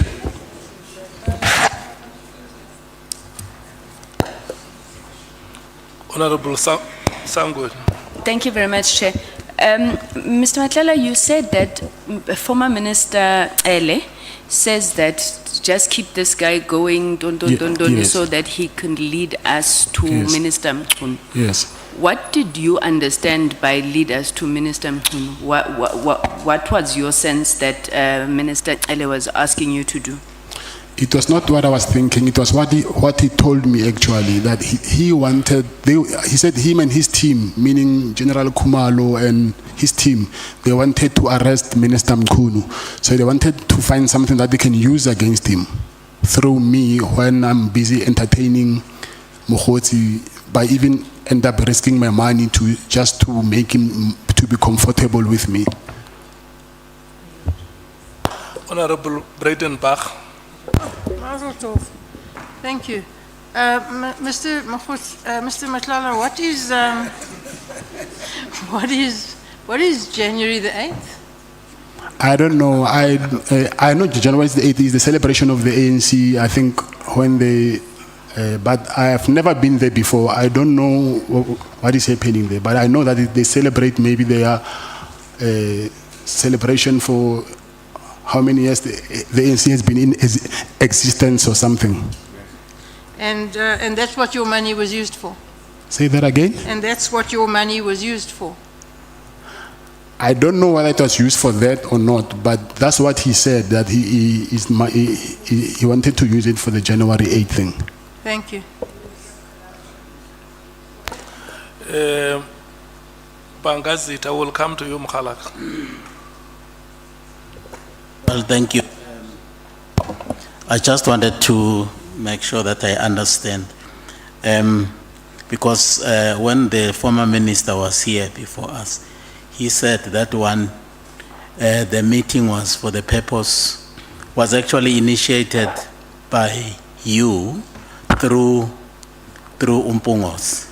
Yes, I saw it. Because you wanted Minister Cele to actually advise you what to do about what actually had happened. That's one. Two, whilst we were discussing that, there was an issue which you raised with Minister Cele, that you had been approached by a certain person, whom I believe is Mogotsi, who had asked you if you could actually fund the campaign of a particular leader of a particular party. Is that an accurate? I said that, you're saying I said so? Are you saying that I said that I must fund a particular? Was that actually said to you? Because that's what the Honorable Minister said to us. Okay. He said you told him that you had been approached by a certain person whom I believe is Mogotsi, Yes. to actually fund the campaign activities of a particular leader of a political party. And in this instance, Honorable Minister Cele thought that it was the Minister Mkhwanazi. Now, you say you actually made a donation, and some of the witnesses that had appeared before us had actually said that the donation was meant to finance the cost of Mr. Mkhwanazi's associates who actually were attending the January 8 statement in Cape Town. Yes. That money was used for transport, accommodation, even for was it a gala dinner? And apparently Mogotsi did not pay for that, and General Sibiya ended up paying because he was present. Okay. First of all, it's good because we have the ID numbers of the people who went there, because they are in my phone. He sent me the list of the people who were supposed to go there, because I booked flights for them through my office. So those people, I think at later we can confirm whether they are Mr. Mkhwanazi's associates or not. That I don't know. I just booked flights. I did not know, is this person close to Mr. Mkhwanazi or not? And then anyway, Mr. Mogotsi, he never said that the money is for funding the presidential campaign of Mr. Mkhwanazi. That's what Mr. Cele told me, that this one wants to be a president. He thinks he can be president of the country. And then because they assumed that Minister Mkhwanazi, but by then he was not even a minister. Because Mr. Cele asked me that, how did you get this contract? By then, it was him who was the minister, not Minister Mkhwanazi. And then he assumed that between him and General Sibiya, because of the saying, I'm close to Sibiya also, they might have participated for me to get this healthcare contract. So they assumed that the money from the healthcare contract was supposed to fund his presidential campaign. Oh, okay. Honorable Malim.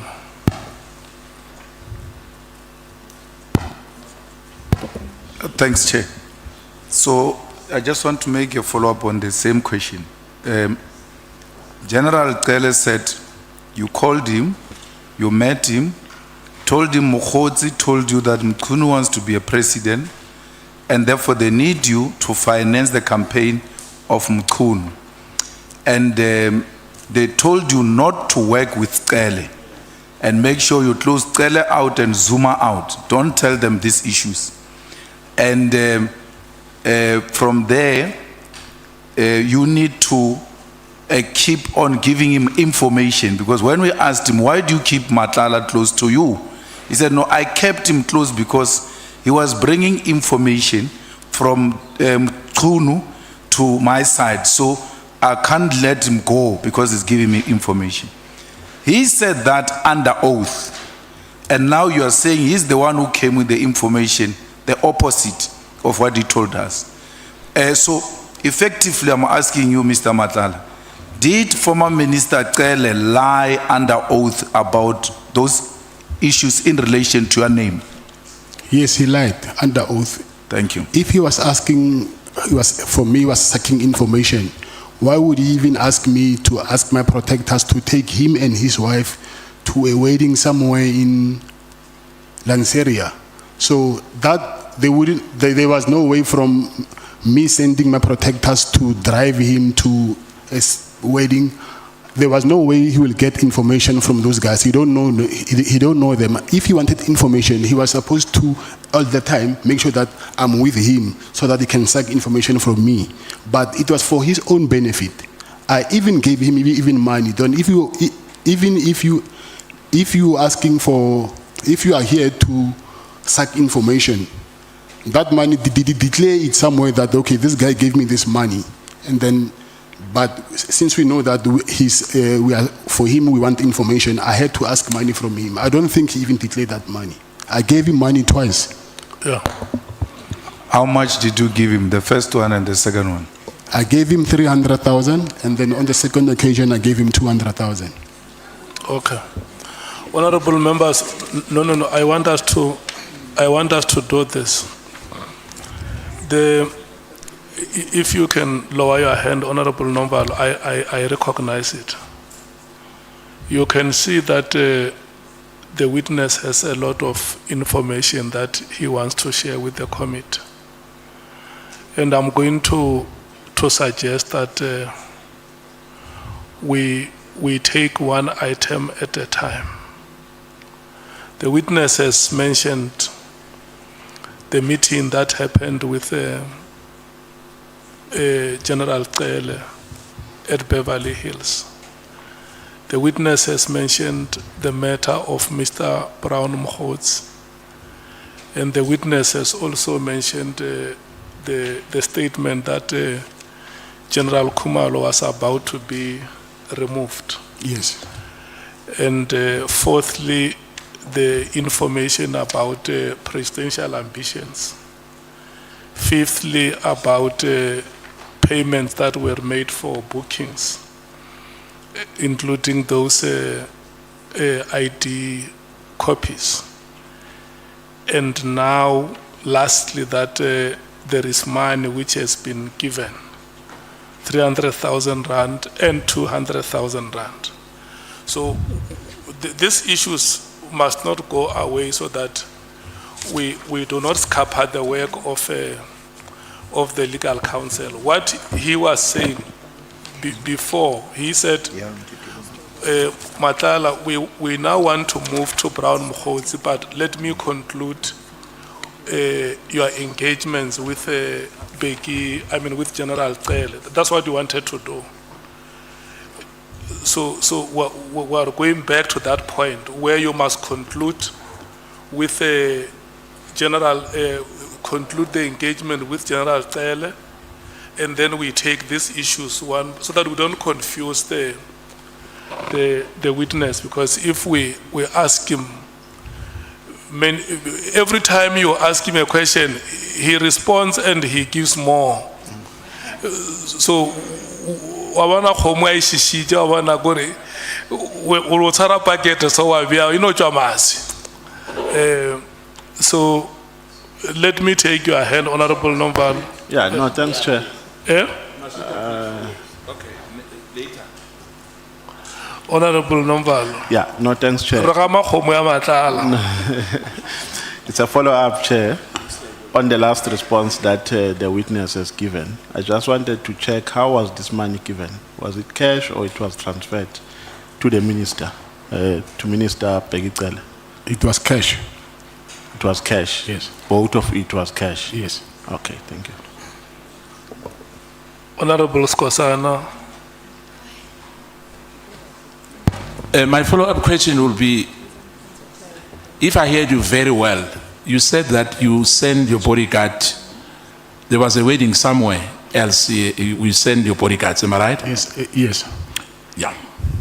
Now, I know you haven't mentioned this, but was it the day when he slept at your penthouse? No. Or it was just on your normal conversation with him? Yeah, that day they fetched him in Senten Hotel. Thank you, Chair.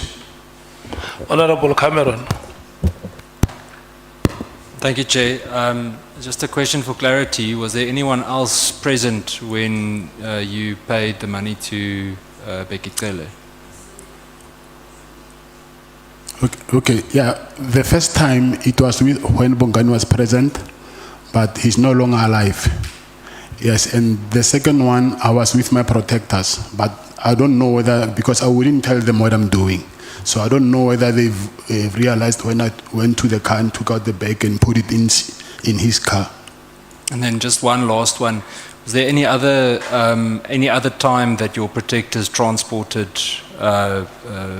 former Minister Cele and or his wife? Yes, they took him to a wedding in Maldersdrift, some place called Maldersdrift. Okay, thank you. Thanks, Chair. Okay. I want to note hence.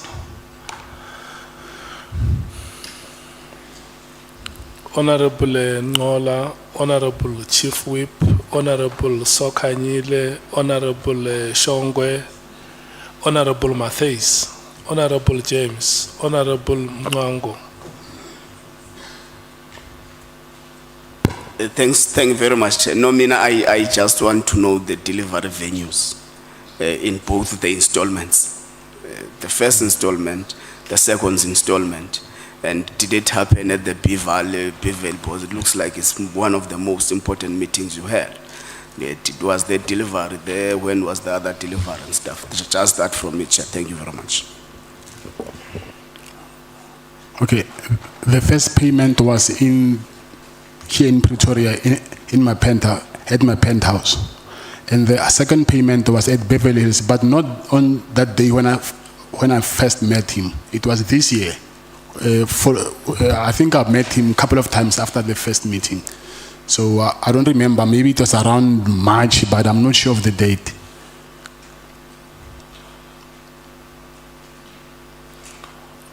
Chief Whip. No, Chair, I'm covered up because I thought I wanted clarity if the Beverly Hills first meeting is the one where you brought money to pay. Because I wanted to know why would you bring money for the first meeting? Nobody has asked for it. But he has helped us to say it was on a different occasion. But maybe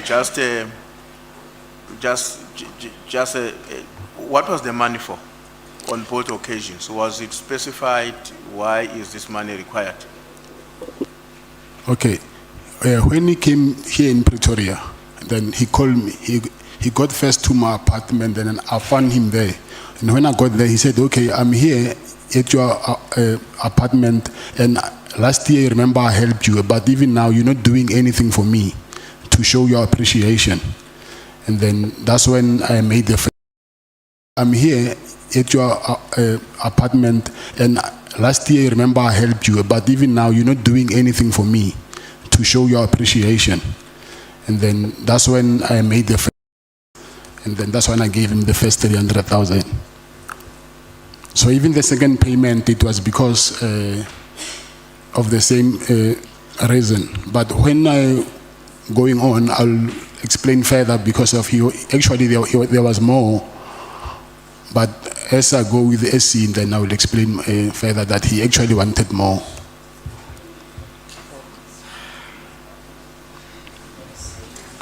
Yeah, I wanted to warn you against running ahead of the witness. But if you insist on asking questions, I can't stop you. Yeah.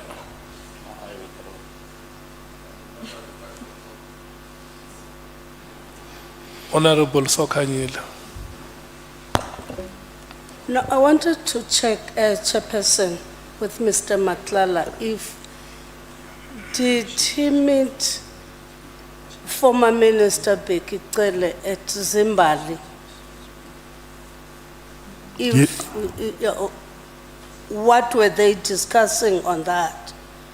Or were there exchange of monies even in that, the meeting of Zimbabwe? Is it the correct person? Yes, at Zimbabwe, that's when he said to me he wanted to introduce me to General Mkhwanazi. Yes, we met at Zimbabwe. And then the reason for that, that's when he wanted to introduce me. He actually called him to come there as well, but that day he said he was going to meet the king, so he couldn't come, the Zulu king.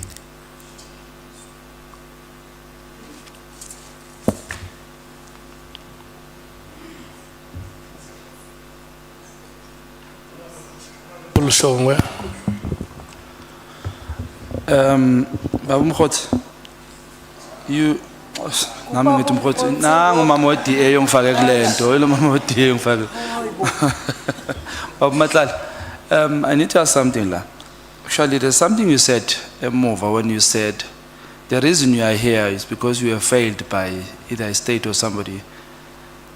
Is there maybe a chance you saying this to get back at Ubabu Cele? Is he the one maybe or failed so that you do you understand? No, I don't understand. Okay. When you say the reason you are here is because the state failed you or somebody failed you, do you mean you said something Ubaba Cele asking for protection? Is he the one who failed you? And my second question would be, how many times have you met Ubaba Cele? And in those many times you've met him, kayile something yokchawa, or it was only these 2 times? Okay, for me to answer that question, it means that now I have to go further, and then, but we'll need to go back again because of I will leave other things behind. But let me just answer this for you. For me to say that I've been he failed me, because the last time when I stopped calling his calls, taking his calls, I remember it was the day when there was a big soccer match between Sundown Pirates and Kaizer Chiefs in KZN. He called me, said I must come there. His wife and his car, he's got problems with his wife's car and his car, so he really needed money. And I drove to Durban. And when I got there to Durban, I just decided that this thing will never stop of this guy always asking me money.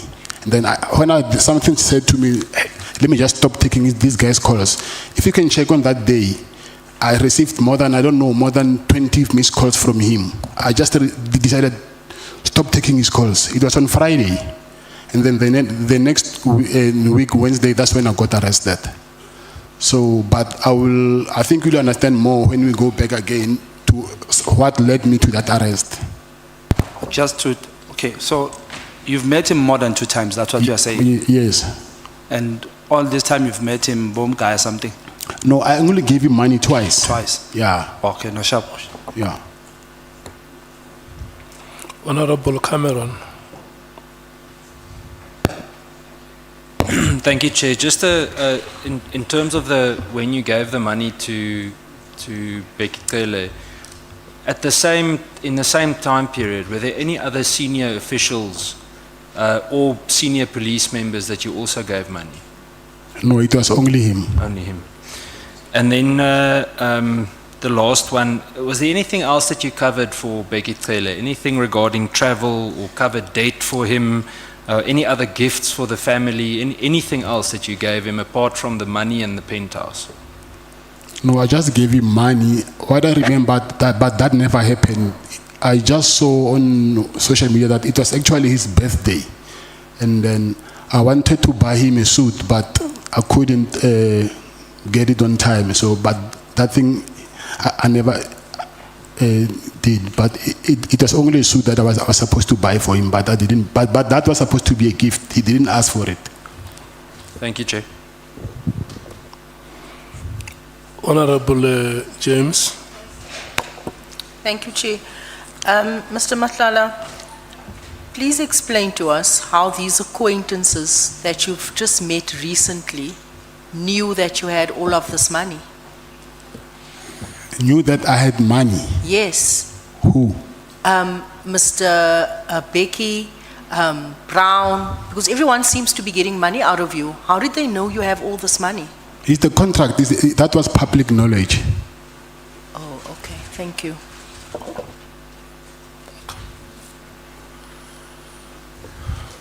Can I check if there are members who still want to speak? I'm worried that we are running ahead of the witness.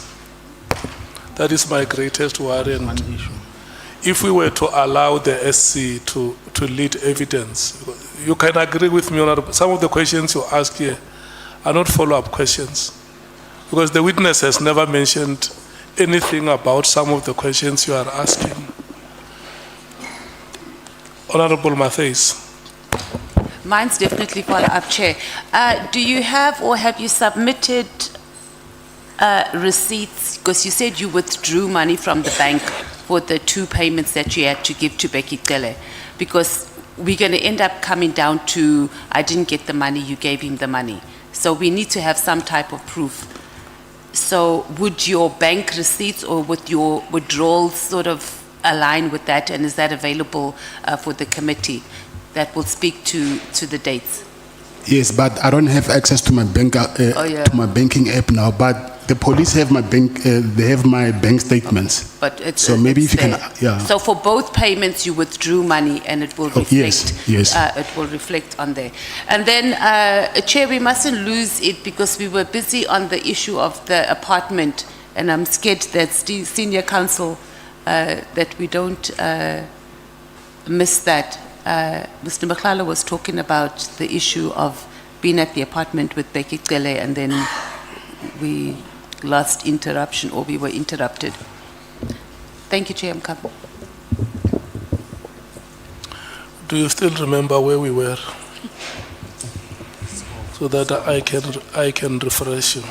Yeah, I didn't think it's just that, you know, under the guise of questions of clarifications, you know, if we can stick to a structure, then we can get done sooner. These issues are all dealt with in the affidavit, and I was getting there.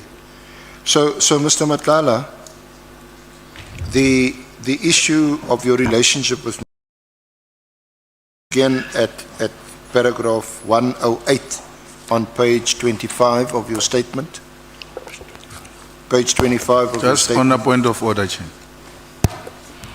Honorable Malim. The senior counsel must be reminded that this is our committee. He can't address us the way he's doing. Where we feel we need to come in, we're going to come in. It's our committee. And that right must never be taken away from us. No, that right will not be taken away from yourselves, honorable members. What we are saying is that let's allow the witness to lead evidence, especially that he himself has said it here, that in the process of deposing his oral evidence, there may be some corrections that will be made to the statement that has already been sent out to members. And I think that will benefit members if we deal with it that way. Agreed? Let's proceed. Mr. Matlala, I referred you to page 25, paragraph 108 of your statement. Page what? Page 25. Paragraph? Paragraph 108. 108. 108. Okay. Yes, I see it. Now, just before that, you had described how you met General Cele in Durban, and that he said, no, when you said, look, this chap Mogotsi was messaging you and in touch with you, he said, no, continue doing that. He's going to lead you to Mkhunu. And then he also mentioned that you are being caught up in what he described as Zulu wars, and I'm trying to summarize what you told us, that he definitely seemed to help because there was a phone call which you claim was to General Khumalo, and your firearms were returned. You went to the police station to collect them. Then subsequent to that, at paragraph 108, you said that Minister Cele requested accommodation in Pretoria. I offered my apartment to Minister Cele for use when he was in Pretoria. And then you said that in one of your messages, you had referred to Minister Cele as my business associate, quote unquote, when communicating with property management. I only said that to give some basis for the nature of the relationship, but Minister Cele was not actually my business associate. He stayed at my apartment 3 or 4 times. Yes, that's true. You confirm that? Yes. And then you dealt with the cash payments, which you've now disclosed. You said, I made an initial payment of 300,000 in cash to former Minister Cele at my residence in Pretoria around January. Is that January 2025? Yes. I handed over the money while he was inside my apartment. This was after he told me they needed gratification, which he called a quote-unquote facilitation fee, related to his role in returning my firearms and stopping the harassment. He also implied that he was not acting alone, which explained why a large sum of money was required. Yes. So that's the first payment. Yes, that's correct. And that was in your apartment here in Pretoria. Yes, that's correct. Then you say you made a second cash payment around about March 2025 at the Beverly Hills Hotel. Yes.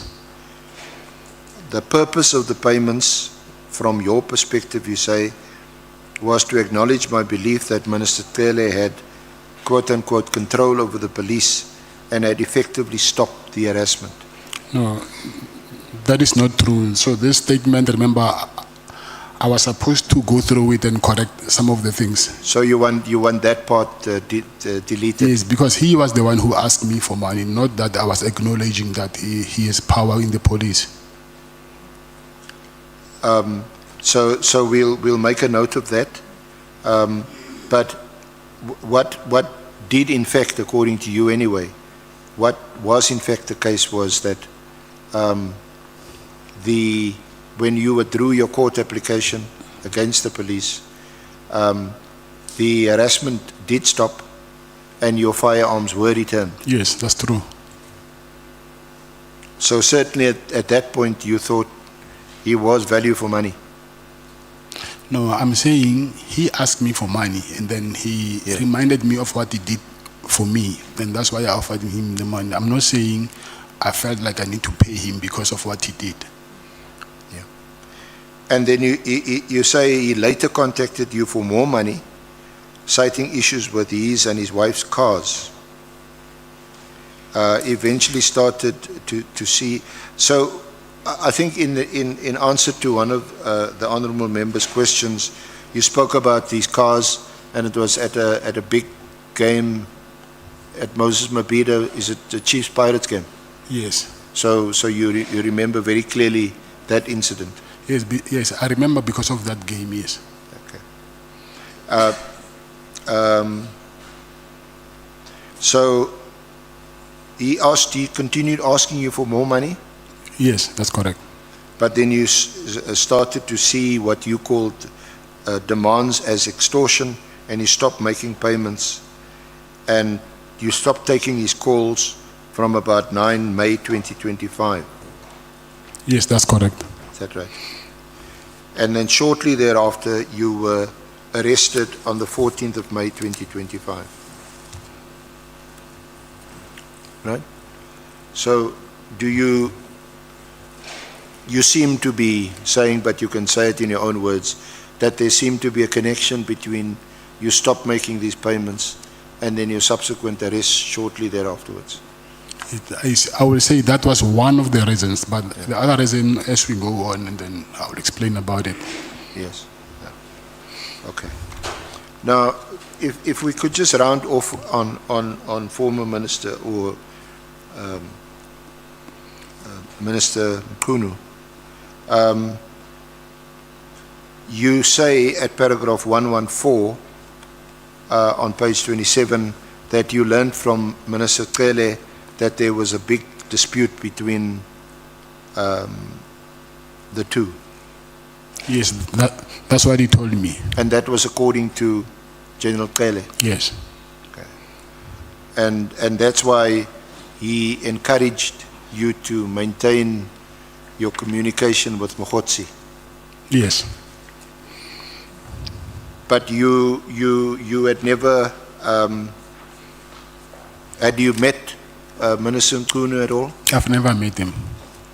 And you don't know him at all? No, I don't know him. So you confirm, just so that we can get this out of the way, that you provided an affidavit, and you see that on page 29, paragraph 124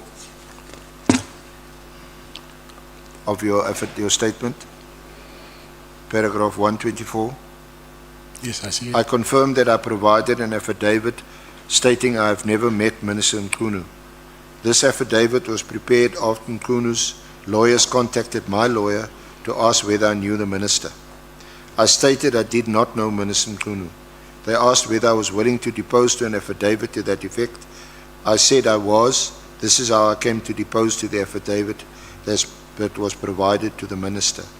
And you attached the affidavit at VM5. Yes, and that appears to be the same affidavit that the minister had presented to this committee when he gave evidence. So you confirm that? Yes, I confirm that. Okay. Okay. All right. So if I could just, so let me just summarize quickly. You had this big contract that you were awarded of 350 million. You started experiencing problems, and then there were these raids on your house and then on your office. And following these raids, you get 2 calls that take you down 2 different paths. The one is from a guy called Mogotsi, and the other one is from a guy called Mogotsi from KZN. Mogotsi appears to, well, or so he claims, that he was in the minister's office, and that's that path. And that's all about Nkunu and January the 8th and all that. And also extracting, or rather extorting, money out of you. And I think you mentioned a figure of around about 200,000. Maybe not in one payment, but in different payments. Then the other one is Mogotsi that leads you to General Cele. Yes. That's the. So is that a fair summary of where we are now? Is that your troubles, your woes, lead you down these 2 different paths, and both of them cause you to spend money? Yes, I agree. Now, can we go to page 30 and then, are you there at paragraph 126?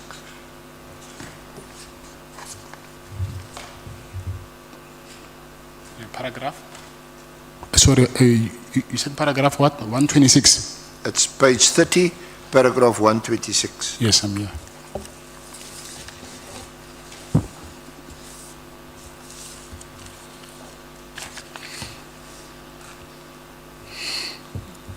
Now,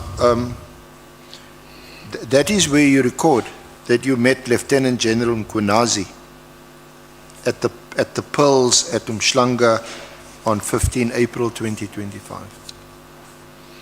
What's the Pearls? Is that an hotel or an apartment? The Pearls is an apartment building, yeah. Yeah. It's apartment. An apartment building. Yes. And you say that Minister Cele had arranged for you to meet him. Yes. And you say this was the result of my interaction with Minister Cele regarding issues with my SEP's contract. Yes. So this again takes us back to this contract issue. Yes.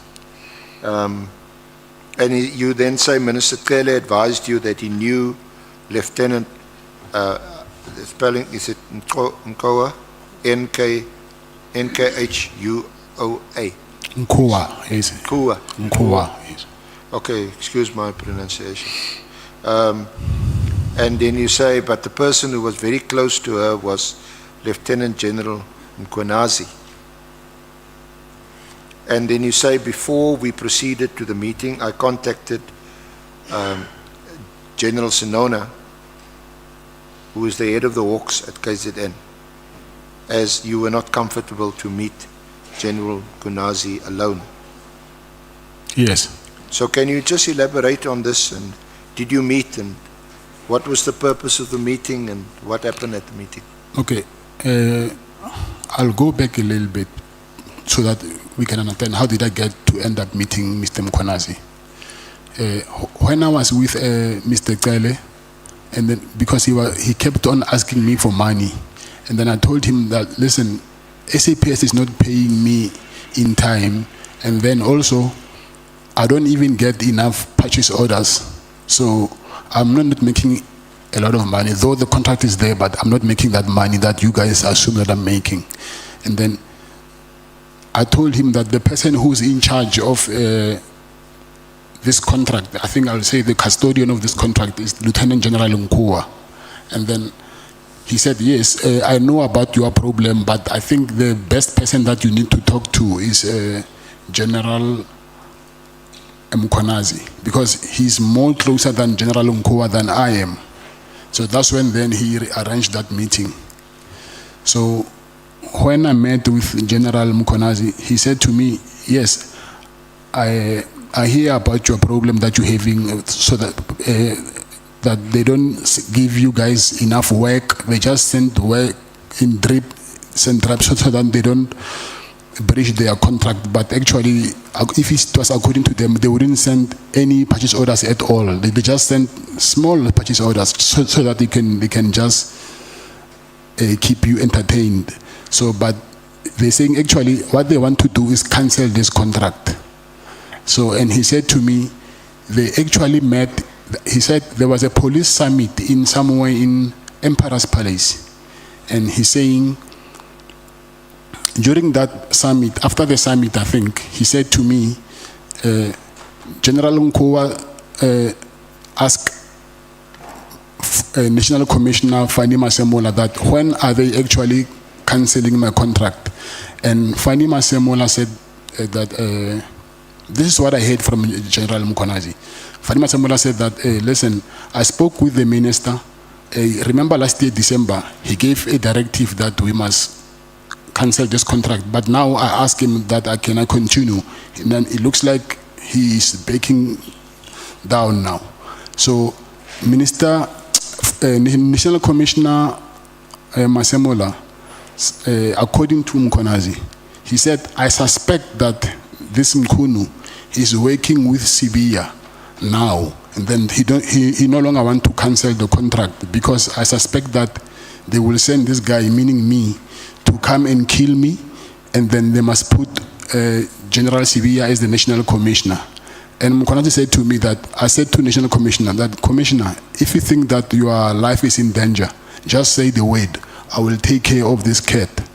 Then I asked him, what did you mean when you say that he must just say a word and then you will take care of me? And he told me that there is only one way that I can take care of you permanently. But he didn't say it in like kill you, but he just said to me that there is only one way that I can take care of you permanently. And I said, but what was the reason for that? Because he told me that they suspect that why will suddenly the minister decide not to cancel the contract anymore? But before that, he was the one actually who said we must cancel this contract. So he said to me, he told Fadima Samola that he will call the commander of special force and then they must give him a armored car from now on, because his life is in danger. And he was saying all these things to show me that General Mkhwanazi was pushing for this contract to be cancelled. And then he said to me further that she's doing this because she was working with the previous service provider, and then they were giving her a lot of money. That's why she could afford to buy properties and convert them into B&Bs. And he even gave me one address of her properties, which I wrote it down later. And then when I came back to Pretoria, I went there actually to check the property, and then I even took a street number and pictures of that property that he said is one of the properties that she owns, and there's no way that she can afford such properties with a salary from SAPS. So now, if you want her to come and work with you, are you going to offer her the same incentives that Metropolitan was offering her? Then I knew that I was very in deep trouble than I thought I was. Because of now, he was saying, there is no way a woman like a general like her that she will just dump people who were offering so much money and come work with you. It's either when I tell her that she must come work with you, then you will continue doing what these people they were doing to her. And then, but he said, there's conditions though. I also want you to do something for me. And I asked him, what is it? He said, there is a case opened against him from IPID, in IPID. So he said there's a guy that they tortured, and the guy that they tortured opened a case against them, and then I must convince, because the guy stays, I also have a house in Midstream. So he said, because you stay in Midstream, I'll tell you the name of the guy and check if you know the guy. And I said, tell me, and then Midstream is not that big. Maybe I might know the guy. And he told me the name of the guy, and I told him, actually, this guy, his son goes to the same school as my son. So, but what I will do is, I will ask my wife to ask his wife if he can facilitate a meeting for me to meet the guy so that I can convince him. And he said, I must tell the guy that, listen, he must drop the charges against him, and also he must add that the people who actually compelled him to lay charges against him is Minister Mkhwanazi and General Sibiya. However, I couldn't get the guy and convince him to do what he wanted to do. And I thought maybe that was one of the reasons also that maybe I got arrested, because I didn't deliver what I promised him. So that was the purpose of my meeting with him there in the Pels.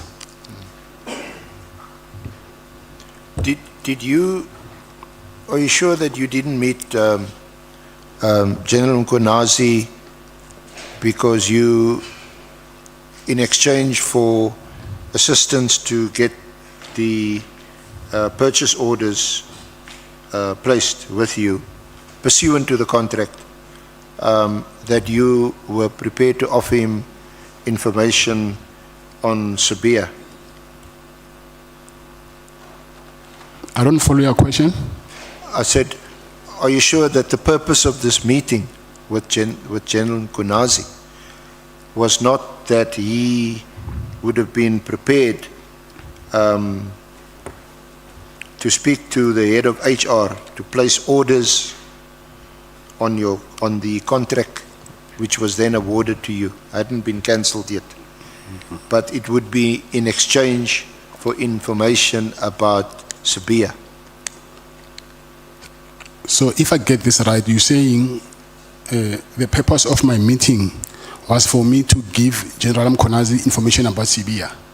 Yes, I'm asking you if that was not the purpose of the meeting. Then he's the one who arranged the meeting. Then how did he know that I want to give him information about Sibiya? Because he's the one who arranged the meeting, not the other way around. So what are you saying, that did he request the meeting? No, I'm saying Bheki arranged the meeting with him, and then he said it, and then he accepted, and then he said to me, he needs help about what I just told you, and then he mentioned obviously that he wants information about Sibiya, but I told him that Sibiya, I don't know him to that level that I can get next to him and get information. Not even Sibiya only, even the minister. And then that's when he said, rather ask this person to withdraw the charges against me, and then tell him that he must say he was forced to open the charges against him because Minister Mkhwanazi and Sibiya asked him to open charges against him. So, even though it is the case that you discussed at that meeting with Mkhwanazi, you did discuss the contract, because he also then mentioned Kua and pointed out that she was also in the pocket of, I think you mentioned Metropolitan, and that she's got these properties, and obviously if you do a kind of a lifestyle audit check, then where does she get the money from? And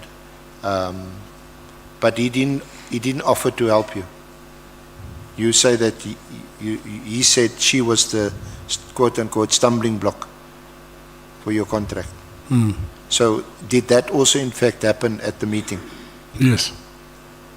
But you say that, and according to your statement, that the true reason was actually in relation to this chap, Nangi,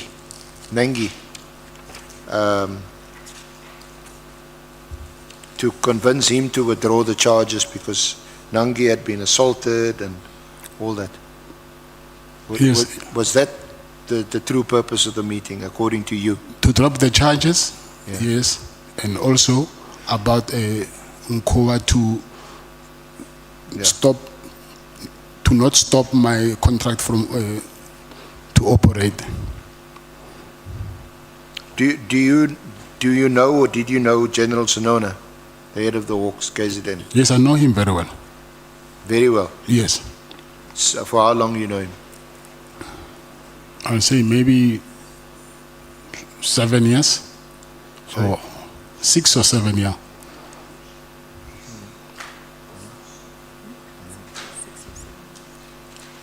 6 or 7 years. I'm not sure. Yeah, I'm taking a wild guess. And what have you got some kind of a relationship that you know him for 6, 7 years? A relationship. Yeah. Yes, I do have a relationship with him. What's the nature of that relationship? He's like a big brother to me. And he actually married his last wife now that he married. She's my cousin. No, not a cousin, but we share the same surname. So I'm not related to her, but You're going to end up saying I'm your cousin. yeah, but you are.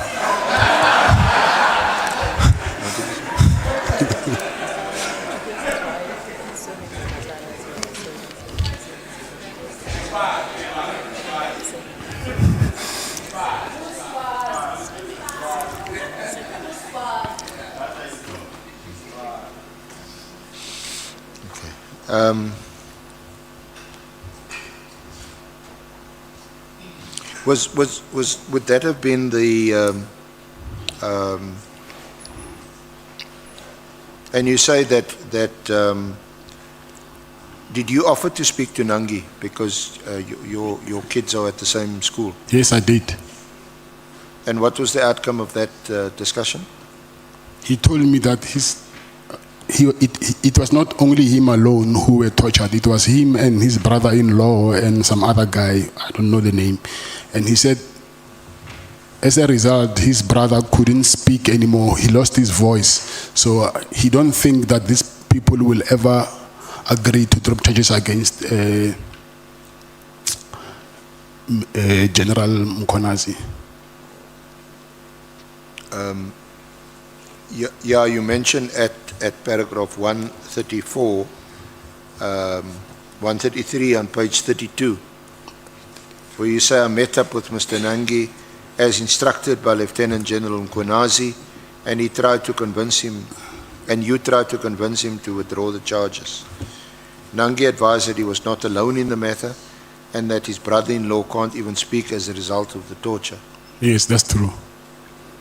He advised that he was not willing to withdraw the matter, and I believe he has even sued Lieutenant General Mkhwanazi for 10 million rand. Yes, that's true. Is that just what you heard? You didn't see any papers, any summons? I checked after he said that it is. I think if you can check on Google also, you can see it. But I just saw it after when he told me. And then you say you did communicate Nangi's reluctance to Lieutenant General Mkhwanazi via General Sonona. Can you repeat that, please? You say in the draft statement, I communicated Nangi's reluctance to Lieutenant General Mkhwanazi via yes. General Sonona. Yes, yes. How did you do that? I called him. You called Sonona? Yes. To tell Mkhwanazi yes. that you've spoken to Nangi? Yes. And he's not prepared to withdraw? Yes. And again, as a result of that, you say you suspect that this was one of the reasons why you were later arrested and charged. Yes. Then you go on to say that I was already under immense pressure from my contract issues and police harassment. I did start giving Brown Mogotsi money because Minister Cele advised me to keep on entertaining him. And this also added to my financial strain.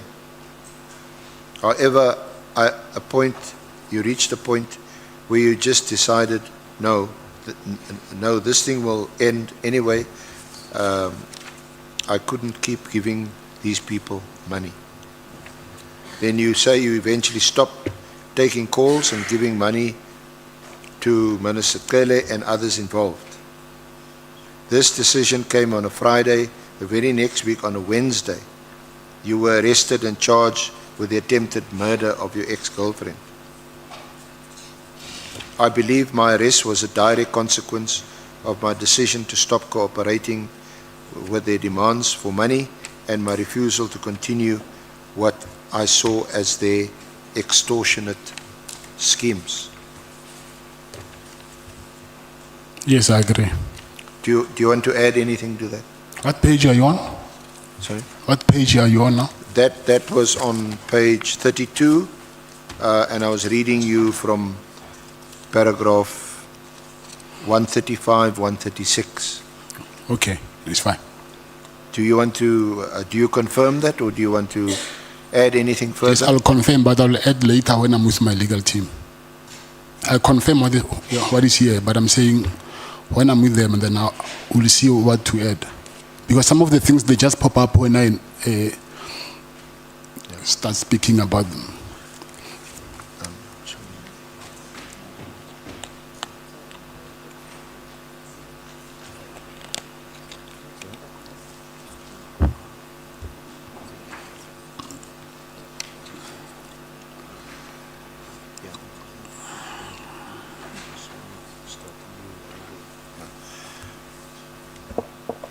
Honourable Chair, this would be, with your leave and the Honourable Committee's leave, a convenient point to adjourn before we pursue a new aspect, and we'll do our level best to take no more than 2 hours tomorrow morning to conclude.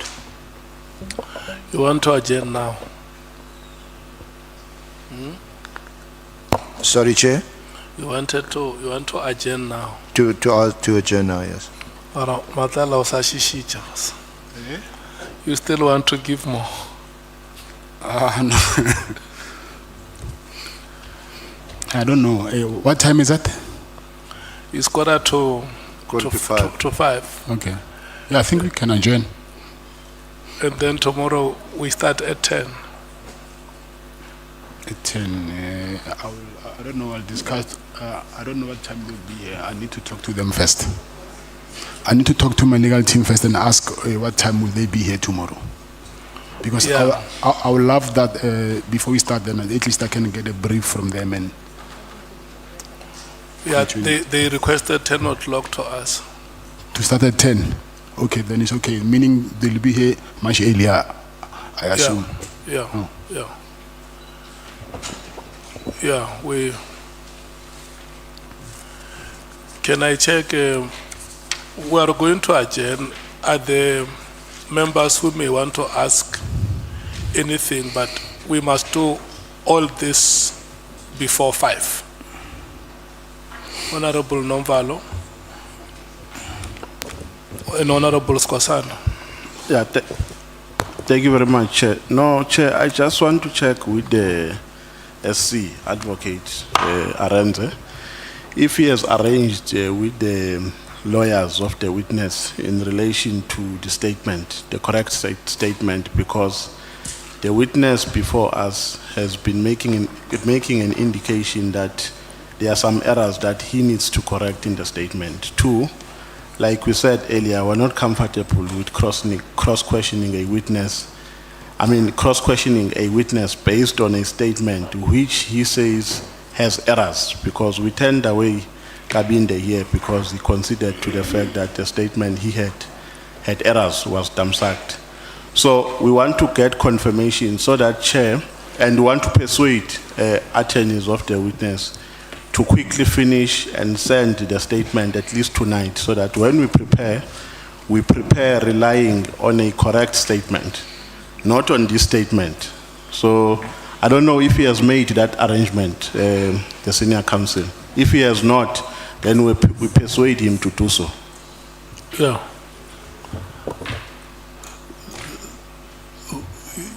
And I think it's the understanding of, it must also be the understanding of members that the draft statement that has been prepared, as we were going through it, the witness has confirmed most of the contents and where corrections have to be made were made. So now we are left with about less than 10 pages of the statement. So what you are suggesting, it should be easier for them to finish that part, because most part of the statement has been presented. Where the witness wanted to add more information, it was added. Where corrections have to be made, those corrections were made. And if there is any other thing that they additional, it can still be said tomorrow in the earlier part of the morning. Honorable Skosan. Thank you, Chair. I just wanted to, through you, Chair, to ask the witness as well, hence the issue that some of the things are being corrected. Are you comfortable, Mkhwanazi, with the submission which your lawyers have drafted for you? Yes, I'm comfortable. So there's no ambiguity. I mean, No, they didn't draft this for me. Yes. Remember, I said we had a consultation with the legal evidence leaders and with them as well. So this is the draft that we had received from the evidence leaders, but I got it from my attorneys. So some of the things here, like I said, needs to be corrected, but it's not like it's completely wrong. It's just small things which I think by today they will be corrected. Thank you so much if that's the case. Thank you. SC? Chair, I've just been in a WhatsApp exchange with Mr. Forbey, Mr. Matlala's attorney, and we will continue to engage throughout the evening to get the statement finalized. In fact, I was just conferring with Ms. Zigelala that the two errors, so-called, that were pointed out by Mr. Malala were actually inserted by them overnight. And obviously there could have been a miscommunication between him and Mr. Forbey, and one can understand that given his circumstances, and they must correct it overnight. And I've urged Mr. Forbey to get the statement finalized and to have it signed and commissioned before we start tomorrow at 10. Okay. Thank you, Chair. Mkhwanazi, are you satisfied with today's proceedings? No, I'm satisfied. And the corrections that you have made, you are also satisfied with them? Yes, I'm satisfied. And you also understand that we give you an opportunity that tomorrow, if you may want to make further corrections, that is allowed. Okay, thank you. Okay. So that is it, honorable members. A larger part of the statement has been presented. Corrections have been made. The remaining part, the witness accepts that if there are corrections that will have to be made, they would be made. So you have the statement, honorable members. We will allow the legal team together with the witness and his team to finalize all the details. We are here tomorrow at 10 o'clock. And we must apologize, Mr. Matlala, that we have invited the members of the media. We have informed them that we will afford them an opportunity when you are seated to take your proper pictures. So they ambushed you and took stolen pictures. So, but we have informed them that the pictures that they have taken without the authorization of the chair were taken stealthily. So the only pictures we recognize are those that they took when the chairperson requested them to come and take them. Thank you so much. This brings us to the end of today's proceedings. Good luck, Mokoni. Let's meet tomorrow. Okay, thank you.